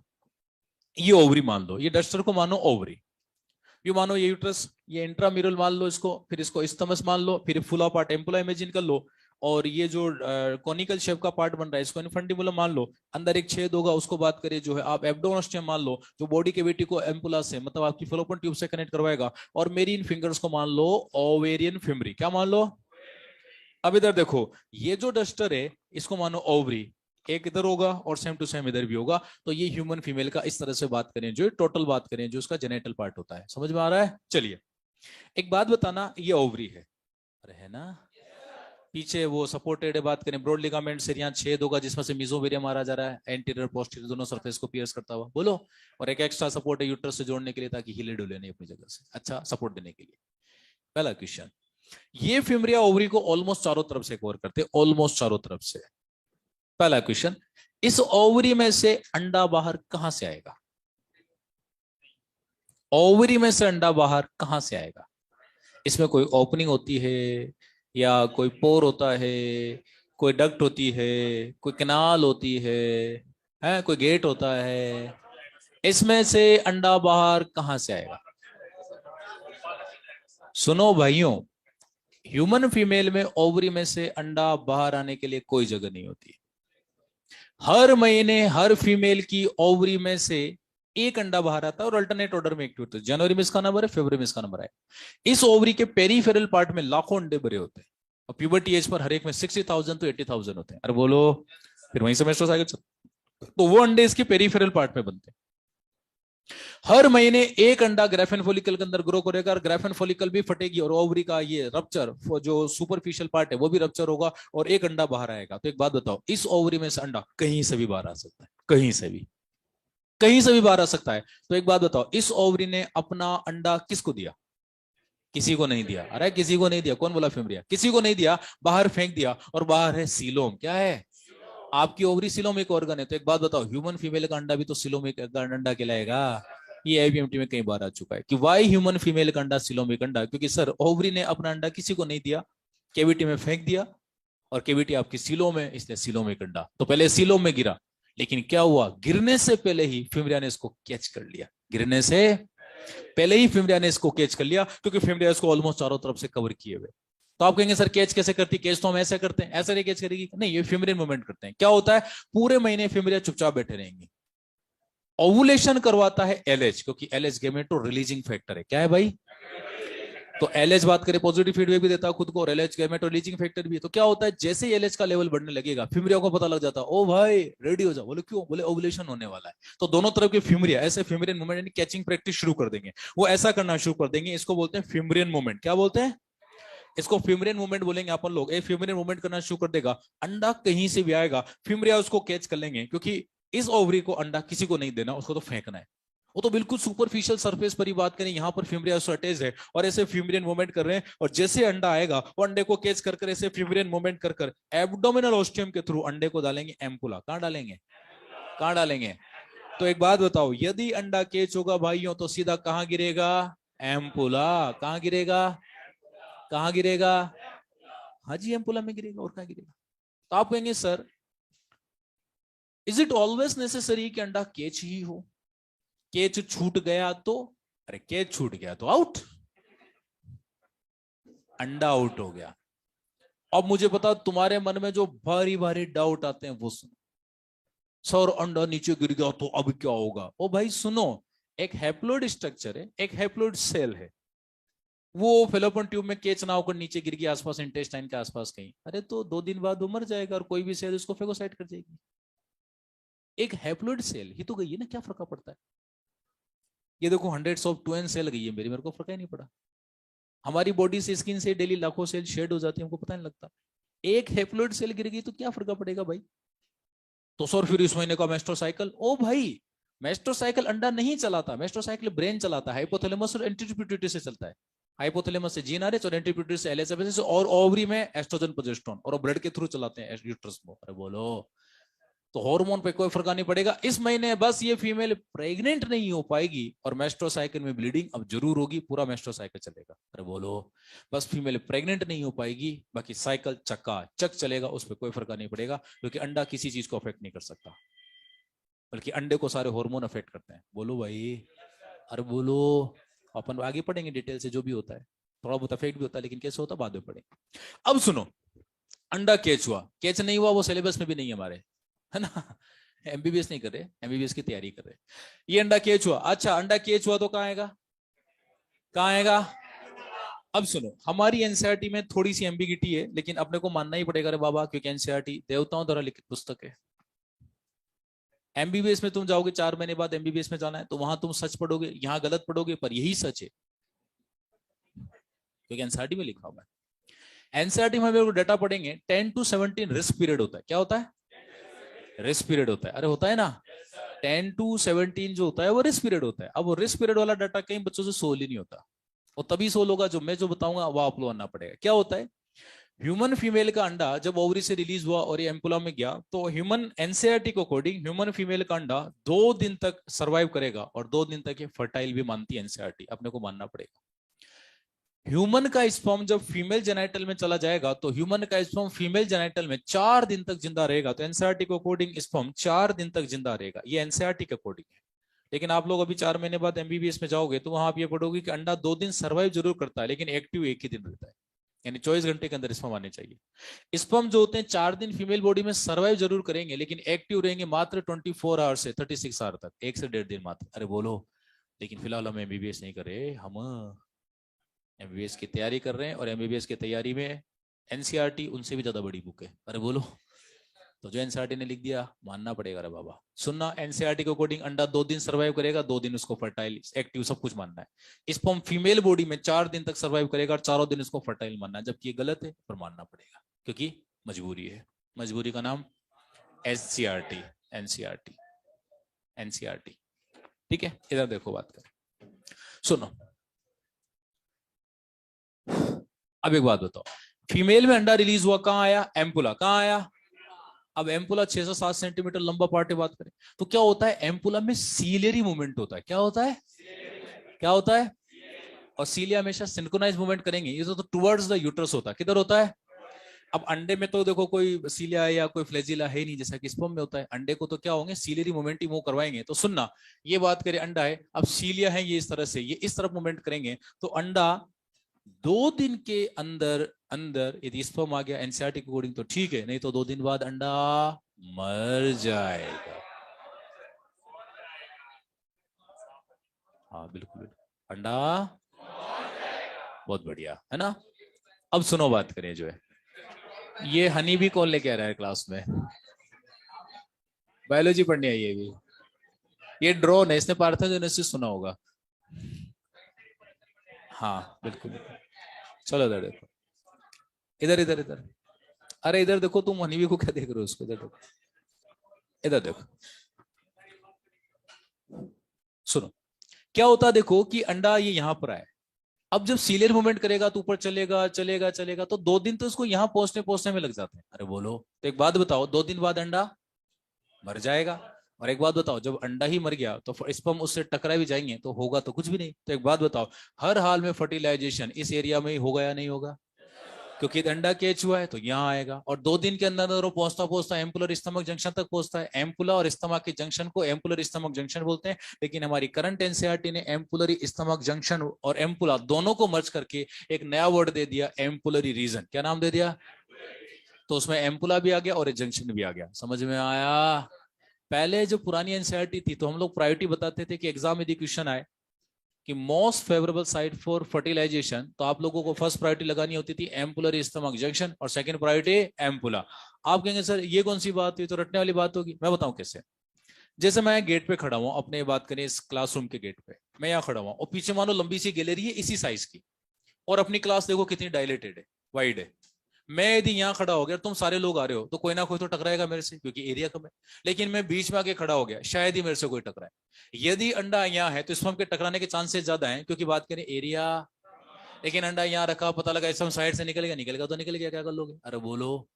तो अब एनसीईआरटी ने प्रायोरिटी हटाई दी, उसने एम्पुलर स्टमक जंक्शन और एम्पुला दोनों शब्द को मर्ज करके एक नया वर्ड दे दिया, एम्पुलरी रीजन। क्या दे दिया?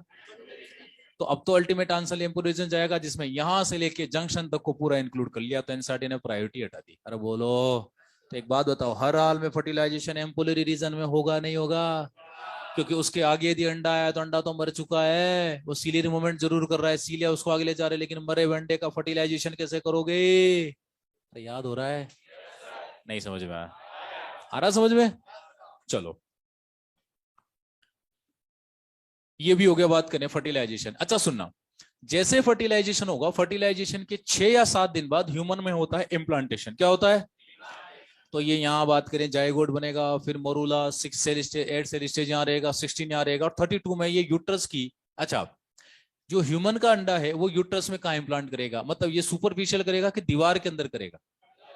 है दीवार के अंदर सुपरफिशियल। ये सच्चा मतलब ये स्प्राइट नो बकवास सीधी बात नहीं पता सर। मैं बताऊं, इंटरस्टिशियल करेगा। हमारी ह्यूमन फीमेल मेस्ट्रो साइकिल चलाती है और मेस्ट्रो साइकिल चलाती है तो हर महीने अपने एंडोमेट्रियम को मोटा करती है, तो बच्चा उसी में तो इम्प्लांट होगा। अरे बोलो, मेस्ट्रो साइकिल क्यों चलाती है? Every month every female get ready to get pregnant, तो वो एंडोमेट्रियम को मोटा करती है और उसी एंडोमेट्रियम में बच्चा इंप्लांट होगा। और याद रखना, नो में और मोस्टली इंप्लांटेशन इसी फंडस वाले पार्ट में, ये यहां पर हो जाएगा। Fundus, fundus is the most favourable side for implantation. तो आप कहेंगे सर एनसीईआरटी ने तो खुद लेटरल साइड पे यहाँ इंप्लांटेशन बता रखा है। हाँ, होने में कहीं भी हो सकता है, मना नहीं कर रहा। यूट्रस की दीवार में चारों तरफ इसको 3D में इमेजिन करो, कहीं भी हो जाएगा। लेकिन आप कहोगे सर हमें ना थोड़ा थोड़ा कॉमन सेंस हमारा भी काम करता है। यदि जायगोट इधर से आएगा तो ग्रेविटी की वजह से जायगोट तो नीचे गिरेगा, तो फिर इधर इधर कहीं इंप्लांट होना चाहिए था। एनसीईआरटी भी सही बता रखा है, और एनसीईआरटी भी सही है, तुम भी सही हो और मैं भी सही हूं। अब सुनो, ग्रेविटी बिल्कुल काम करेगी। एक्चुअली ना यूट्रस सीधा होता ही नहीं है, वेजाइना यूं है, सर्विक्स यूं होती है, लेकिन ये यूट्रस का फंडस वाला पार्ट है। तो क्या होता है, यूट्रस आगे जाते जाते वहां पर टोन हो जाता है। क्या हो जाता है? आज घर जाकर एनसीईआरटी का डायग्राम देखना, एनसीईआरटी ने उसको यूं टोन कर रखा है। तो सुनना, ये फंडस है, ये बीच में केविटी है, एक इधर फेलोपियन ट्यूब, एक इधर फेलोपियन ट्यूब। अब इधर से जाइगोट आएगा तो भी ग्रेविटी के जैसे फंडस पे गिरेगा, इधर से आएगा तो भी गिरेगा। तो भाइयों आप भी सही हो, मैं भी सही हूं, एनसीईआरटी भी सही है, कोई गलत नहीं। समझ में आ गया? यानी वो most favourable site for implantation fundus ही होता है। हाँ, एनसीईआरटी ने साइड पे बता रखा डायग्राम समझने के लिए, ठीक है, उससे कोई फर्क नहीं पड़ता। तो इम्प्लांटेशन कहीं भी हो सकता है, लेकिन मोस्ट फेवरेबल साइट और फंडस इसी वजह से मोटा होता है। क्या होता है?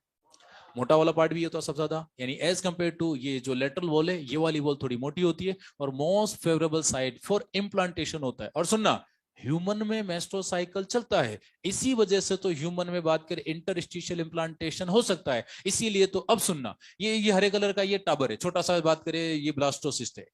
अब ये गेस्टुला और 9 महीने तक अब ये दीवारें मोटी होगी, तो पहले तो नीचे की बात करें केविटी को कवर कर लेगा, फिर फीमेल में धीरे धीरे ऊपर की तरफ बच्चा दिखने लग जाएगा, ऊपर की तरफ ग्रो करेगा। अरे बोलो, तो 9 महीने तक ह्यूमन का बच्चा दीवार के बीचों बीच ग्रो करता है। इसीलिए तो ह्यूमन का बनने वाला प्लेसेंटा इंटरस्टिशियल टाइप का होता है। कैसा होता है? क्योंकि दीवार के बीचों बीच बन रहा है। अब एक बात बताओ, जब बेबी डिलीवर्ड होगा तो जितनी भी एक्स्ट्रा दीवारें पिछले 9 महीने में बनी है वो सारी की सारी बच्चे के साथ ही शेड हो जाएगी। तो ह्यूमन का प्लेसेंटा डेसिडुएट भी होता है। डेसिडुएट आपने भी प्लांट्स पढ़े होंगे, डेसिडुएट फॉरेस्ट इन सब ने पढ़ाए होंगे। अरे बोलो, तो डेसिडुएट फॉरेस्ट का मतलब क्या होता है? पतझड़ वाले वन।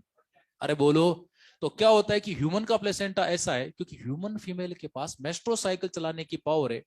जब वो बेबी को डिलीवरी करेगी तो सिर्फ बच्चा ही नहीं जाएगा, पूरा प्लेसेंटा ही चला जाएगा। कोई बात नहीं, 6 महीने बाद जब उसमें फिर से मेस्ट्रोसाइकिल चलेंगे तो एंडोमेट्रियम फिर से मोटी होगी और वो अगली बार फिर से नया प्लेसेंटा बनाने की पावर रखती है, क्योंकि उसके पास सुपरफिशियल सॉरी मेस्ट्रोसाइकिल चलता है और हर बार 0 लेवल से सब कुछ चलेगा। अरे बोलो, तो इसीलिए ह्यूमन का प्लेसेंटा डेसिडुएट होता है। बोले चला जा, अगली बार फिर बना लेंगे। हमको गाय भैंस कुत्ते बिल्ली थोड़ी है कि हमारे पास ऐसी पावर नहीं है।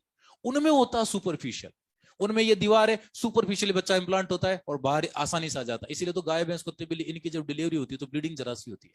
ह्यूमन फीमेल की ब्लीडिंग बहुत ज्यादा होती है, लेकिन ये उसके लिए बड़ा अच्छा है क्योंकि ह्यूमन के बच्चे को 9 महीने तक covering, protection, nourishment awesome quality का मिलता है। कैसे?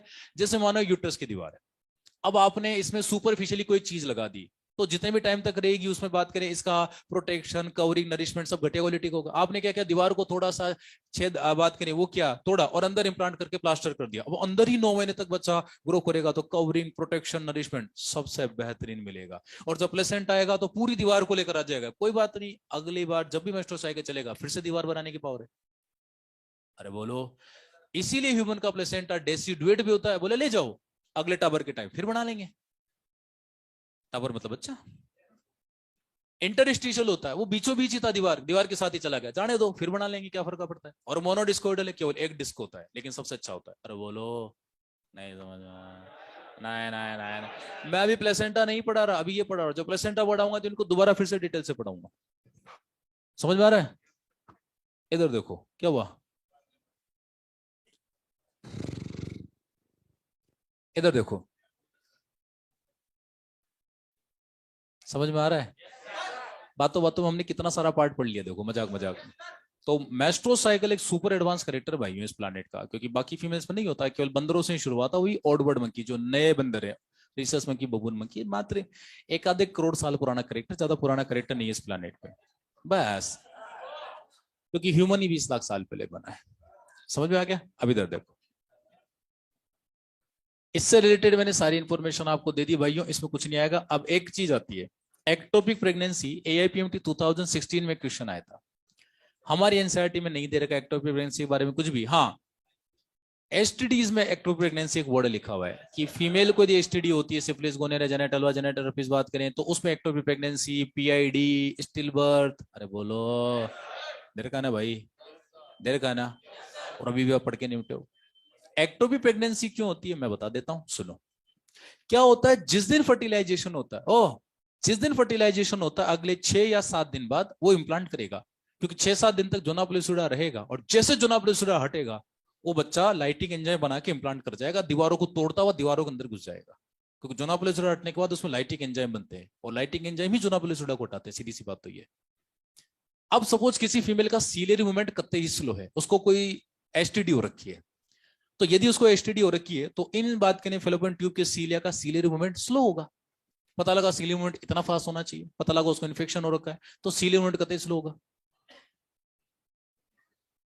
पता लगा 6-7 दिन में तो अंडा यहां से यहां भी नहीं पहुंचा, जबकि उसको तो 6-7 दिन में तो फाइनल इंप्लांट हो जाना था, 3 दिन बाद तो यहां आना था, और अगले 4 दिन यहां रह के फिर दीवार में घुस जाना था। अरे बोलो, लेकिन फीमेली में सीलियर मूवमेंट कतई कम है। अब सीलियर मूवमेंट किन किन कारणों से कम हो सकता है? एक तो है एसटीडी, क्या है? एक यहाँ पढ़ लिया, वैसे आप पढ़ चुके थे फिर दोबारा पढ़ लिया। या फिर फीमेल बीड़िया पीती है, क्या पीती है?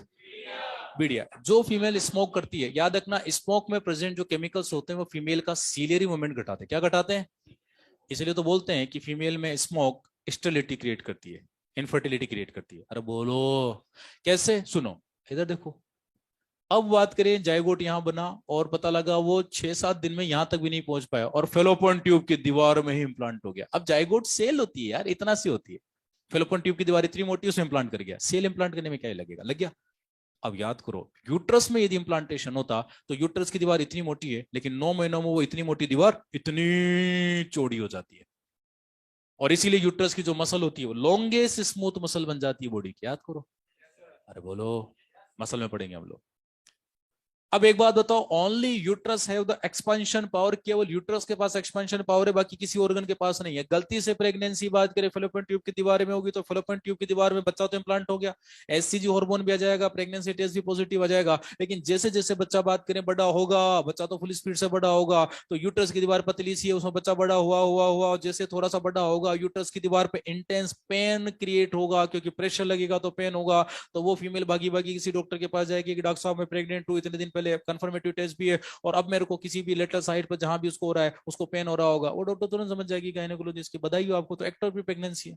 जब जब इम्प्लांटेशन यूट्रस के अलावा कहीं और होता है उसको बोलते हैं ectopic pregnancy, and ectopic pregnancy is always terminated. क्यों? सोनोग्राफी करके कंफर्म कर लेंगे कि किस साइड है, फिर उसके बाद करें सर्जिकली, उस बच्चे को यहाँ से यहाँ इंप्लांट हो रहा है तो यहाँ से निकाला और फेंक देंगे, सर क्या कर रहे हो, पाप कर दिया आपने, ऐसा करो ना यहाँ से निकाल के इधर इंप्लांट कर दो। वाह भाई वाह, को पैचकस थोड़ी के साथ ऐसे करके कस दिया।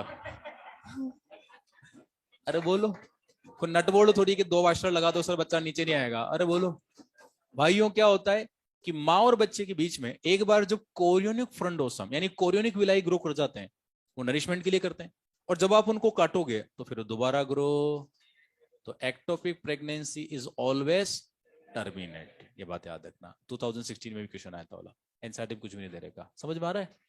नहीं आया, नहीं आया, नहीं आया, नहीं आया। कितने सारे क्वेश्चन, अच्छा क्वेश्चन के चलो छोड़ो, कितनी सारी नॉलेज मिली इस डायग्राम से। अरे बोलो भाई, नहीं समझ में आया? आ गया? चलो, तो ये तो हो गया डायग्राम। बात करें, बना लो इसको फटाफट, बनाओ बनाओ बनाओ, बना लिया, रुक जाओ रुक जाओ, अभी तो एक और पढ़ेंगे।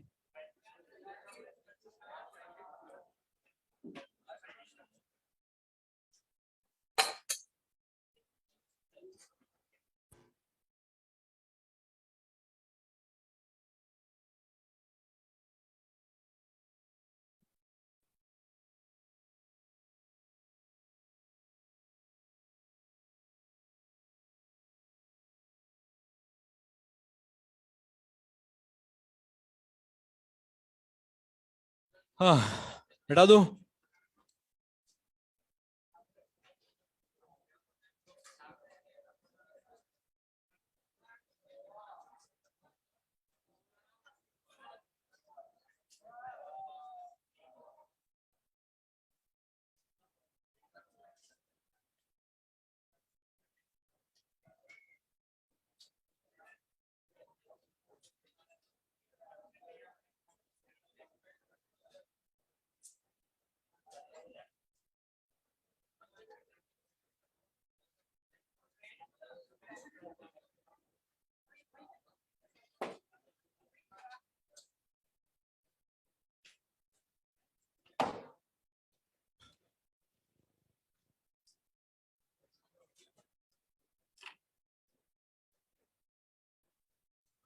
हाँ, चलिए। अब 15 मिनट बचे तो इसमें अगला बड़ा वाला डायग्राम तो हो नहीं पाएगा। हाँ, 10 मिनट। अच्छा, 8 8 मिनट बचे हैं क्या? तो ये क्यों नहीं बोल देते सर? हाँ, ये क्यों नहीं बोल देते कि सर क्लास 8:15 बजे छूटती थी, आपने 25 मिनट एक्स्ट्रा पढ़ा दिया। बहुत बढ़िया, चलो तो पढ़ो 25 मिनट एक्स्ट्रा। देखो, अगला वाला डायग्राम तो नहीं पढ़ रहे हैं, वो वाला वल्व वाला उसको स्किप कर देते हैं। तो आधा पेज छोड़ देना उसके लिए, ऑनलाइन वालों तुम लोग भी आधा पेज छोड़ देना। आगे का छोटा सा हिस्टोलॉजी वाला पार्ट है वो पढ़ लेते हैं। ठीक है, इधर देखो।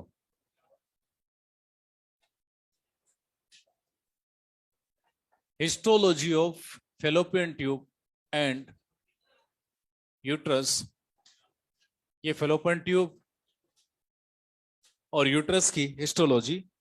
सबसे पहले आता है सबसे outer most layer, outer layer, और इसी को हम लोग बोलते हैं विसरल पेरिटोनियम। क्या बोलेंगे? सेकंड जो लेयर होती है ये होती है मिडिल लेयर। क्या होती है? और मिडिल लेयर बनी होती है स्मूथ मसल। किसकी बनी होती है? और थर्ड होती है भाइयों इनर लेयर। और इनर लेयर जो होती है ये म्यूकोसल मेम्ब्रेन होती। बातचीत नहीं, बातचीत कतई नहीं। देखो, चुप हो जाओ। मैंने ये नहीं बोला कि पार्ट इंपॉर्टेंट नहीं है, छोटा है पर इंपॉर्टेंट है। और मेस्ट्रोसाइकिल में यहीं से शुरू कर रहा हूं। जिस दिन मैं आपको हेडिंग डालूंगा ना कि चलो आज हम मेस्ट्रोसाइकिल पढ़ेंगे, तुम बोलोगे सर पूरा याद है, छोड़ो। मैंने पहले बोला था कि मेस्ट्रोसाइकिल का हेडिंग डालने से पहले मैं एक एक हार्मोन याद करा दूंगा, वो मेरी टेंशन है। और वो प्रोग्राम यहीं से शुरू हो जाएगा। इधर देखो। चलिए भाइयों, फेलोपियन ट्यूब और यूट्रस की जो वॉल है उसमें बेसिक जो 3 लेयर होती है, आउटर मिडिल और इनर। नंबर ऑफ लेयर दोनों में सेम है, चेंज आता है इनकी मोटाई का और टिश्यू का। फेलोपियन ट्यूब का टिश्यू आपको याद है नहीं है, काम चल जाएगा, नहीं याद है तो भी चल जाएगा, तो ये ऑप्शनल है। लेकिन यूट्रस टिप्स पर याद होना चाहिए, और क्यों है वो ज्यादा इंपॉर्टेंट है। फेलोपियन ट्यूब की आउटर मोस्ट लेयर जो होती है उसको हम लोग बोलेंगे सिरोसा। क्या बोलेंगे? या इसी को बोला जाता है एडवेंशिया। क्या बोला जाता है? मिडिल लेयर जो होती है ये काफी ज्यादा थिन होती है, पतली सी होती है। और इनर मोस्ट जो लेयर होती है ये बनी होती है भाइयों सिंपल कोल्यूमनार एपिथीलियम। और इसमें कुछ एक तो होती है सीलिया, अभी पढ़ा दिया मैंने आपको, सीलेटेड सेल्स होती है। और कुछ एक होती है सिक्रेटरी सेल्स। कौन सी सेल्स होती है? सिक्रेटरी। इधर देखो, फेलोपन ट्यूब में सीलिया होते हैं, अभी थोड़ी देर पहले बोला। जायगोट का मूवमेंट करवाएंगे। और साथ ही साथ इसमें कुछ सिक्रेटरी सेल होती है जो डेवलपिंग जायगोट को थोड़ा सा नरिशमेंट देगी। क्या देगी? थोड़ा सा नरिशमेंट। बस इतना सा, ये याद हो जाता तो ठीक है, नहीं याद हो तो आग लगने दो। अब आ जाओ सीधे यूट्रस पे। सुनो, यूट्रस की जो आउटर मोस्ट लेयर है उसको हम लोग बोलेंगे पेरीमेट्रियम। क्या बोलेंगे? पेरीमेट्रियम। ये थोड़ा सा एज कंपेयर टू सिरोसा थोड़ा सा मोटा होता है, क्योंकि इसमें थोड़ा सा एक्स्ट्रा कनेक्टिव टिश्यू का डिपोजिशन होता है। किसका डिपोजिशन होता है? ढंग से सुन लो भाई, पीछे वालों इधर देख लो, काम की चीज है, नीट में डायरेक्ट आता है क्वेश्चन। पेरीमेट्रियम। सेकंड नंबर पाएगा मिडिल लेयर, और ये जो होती है ये कहलाएगी मायोमेट्रियम। क्या कहलाएगी? देखो, मायो का मतलब होता है मसल। क्या होता है? मायोमेट्रियम। मेट्रियम मतलब यूट्रस, यूट्रस की मसल। ये इस वाले के कंपैरिजन में काफी ज्यादा थिक होगी, काफी ज्यादा थिक होगी। एक बात बताओ, कोई भी ह्यूमन फीमेल मेस्ट्रोसाइकिल क्यों चलाती है? मैं बता देता हूं। Every female every month get ready to get pregnant. मैंने मंथ वर्ड इसलिए बोला क्योंकि ह्यूमन फीमेल का मेट्रोसाइकिल 28 29 दिन का होता है। Fine. Every month every female get ready to get pregnant, इसलिए वजह से वो मेस्ट्रो साइकिल चलाती है। तो सुनना, वो हर महीने अपनी ओवरी में एक ग्राफेन फॉलिकल बनाएगी जिसमें से एक ही अंडा रिलीज होगा, और वो फटी हुई ग्राफेन फॉलिकल को कॉर्पस ल्यूटियम बोल देते हैं। अगले 9 महीने तक एस्ट्रोजन प्रोजेस्टेरोन का सोर्स तैयार हो गया, अंडा बाहर आ गया, और यूट्रस मोटा और चिपचिपा होता है। यदि स्पर्म आ जाता है तो जाइगोट बन जाएगा, स्पर्म अंडे और स्पर्म के मिलने से वो यूट्रस में इम्प्लांट कर जाएगा, और कॉर्पस ल्यूटियम लगातार एस्ट्रोजन प्रोजेस्टेरोन देगी, तो वो दीवार 9 महीने तक मोटी होती रहेगी, फिर बच्चा बाहर आ जाएगा। ठीक है, लेकिन यदि स्पर्म नहीं आया तो अंडा भी मरेगा, कॉर्पस ल्यूटियम भी मरेगी, यूट्रस भी, ये मरेगा नहीं, ये टूटेगा, क्योंकि यूट्रस एक ही होता है, अंडे तो हजारों हैं, लाखों हैं। अरे बोलो। और हर बार अपन एक ग्राफेन फॉलिकल बना सकते हैं, तो हर महीने बनाने की पावर है अपने पास। अरे बोलो। तो कॉर्पस ल्यूटियम मरी, मरने दो, अंडा मरा, मरने दो, यूट्रस टूटेगा, और यूट्रस टूटेगा तो जो दीवार एक्स्ट्रा बनी, अरे वही तो टूटेगी, तो कुछ लेयर तो उसमें हमेशा रहेगी। तो सुनना, हर महीने फीमेल के यूट्रस में साइक्लिक चेंजेस आते हैं, वो मेस्ट्रो साइकिल ही होता है, मेन चेंज यूट्रस में आता है ओवरी के बाद। तो होता क्या है कि यूट्रस में जो पेरीमेट्रियम है इसमें चेंज नहीं आता, इसमें चेंज,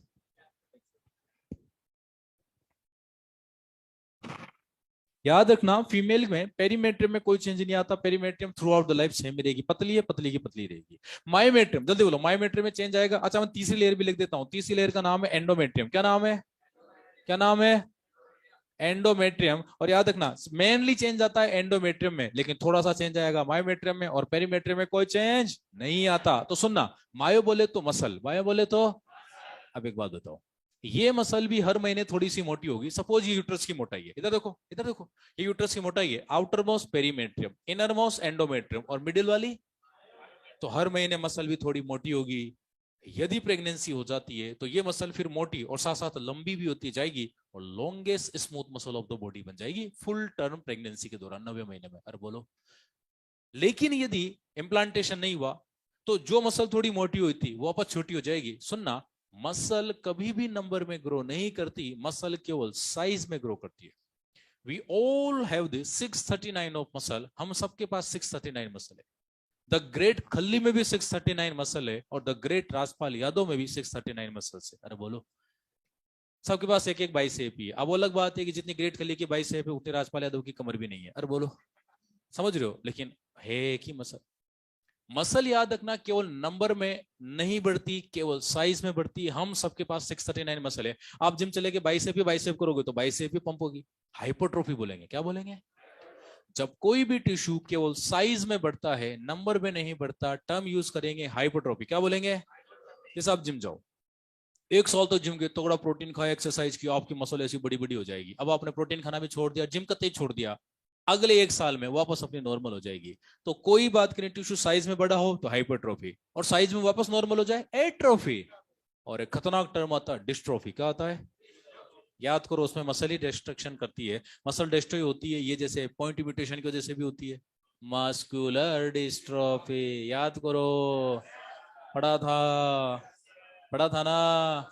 तो डिस्ट्रोफी तो भाई बहुत खतरनाक चीज है, वो तो पैरालिसिस जैसे सिम्टम लाएगी। तो सुनना, इधर देखो, हर महीने मायोमेट्रियम में देखो साइक्लिक चेंज आएंगे। मैंने साइक्लिक चेंज मंथली वाले लगाए, साइक्लिक चेंज आएंगे क्या, हर महीने ये शो करेगी भाइयों हाइपरट्रोफी। क्या शो करेगी, हाइपरट्रोफी का मतलब होता है साइज ऑफ सेल्स, बात करें जो है इंक्रीज होना, साइज ऑफ सेल इंक्रीज होगा, नंबर नहीं बढ़ेगा। अरे बोलो। और यदि प्रेगनेंसी होगी तो 9 महीने तक बढ़ती रहेगी, फिर 9 महीने बाद वापस छोटा भी तो होगा, लेकिन हर महीने में थोड़ा सा मोटा होगा और वापस छोटा हो जाएगा। यदि प्रेगनेंसी नहीं हुई तो टर्म यूज करेंगे एट्रोफी। क्या करेंगे, एट्रोफी का मतलब होता है साइज ऑफ सेल डिक्रीज होना। अरे बोलो। चलिए अब पढ़ते हैं एंडोमेट्रियम। सुनना, एंडोमेट्रियम जनरल नाम है और ये होता है एपिथेलियम। क्या होता है, इधर सुनो, ढंग से सुनो, सबसे इंपोर्टेंट ये है, एंडोमेट्रियम इसका जनरल नाम है, लेकिन इसका टिश्यू कोष तो होता होगा, जैसे यहाँ सिंपल कोल्यूमनर होता है, तो भाइयों यहां होता है स्ट्रेडिफाइड कोल्यूमनार एपिथेलियम। कौन सा टिश्यू होता है, स्ट्रेडिफाइड कोल्यूमनार एपिथेलियम। अब ये जो स्ट्रेडिफाइड कोल्यूमनार एपिथेलियम है, सुनो, एक फीमेल है उसमें ये हमेशा प्रेजेंट रहेगा, क्योंकि बेसिक लेयर तो हमेशा रहेगी।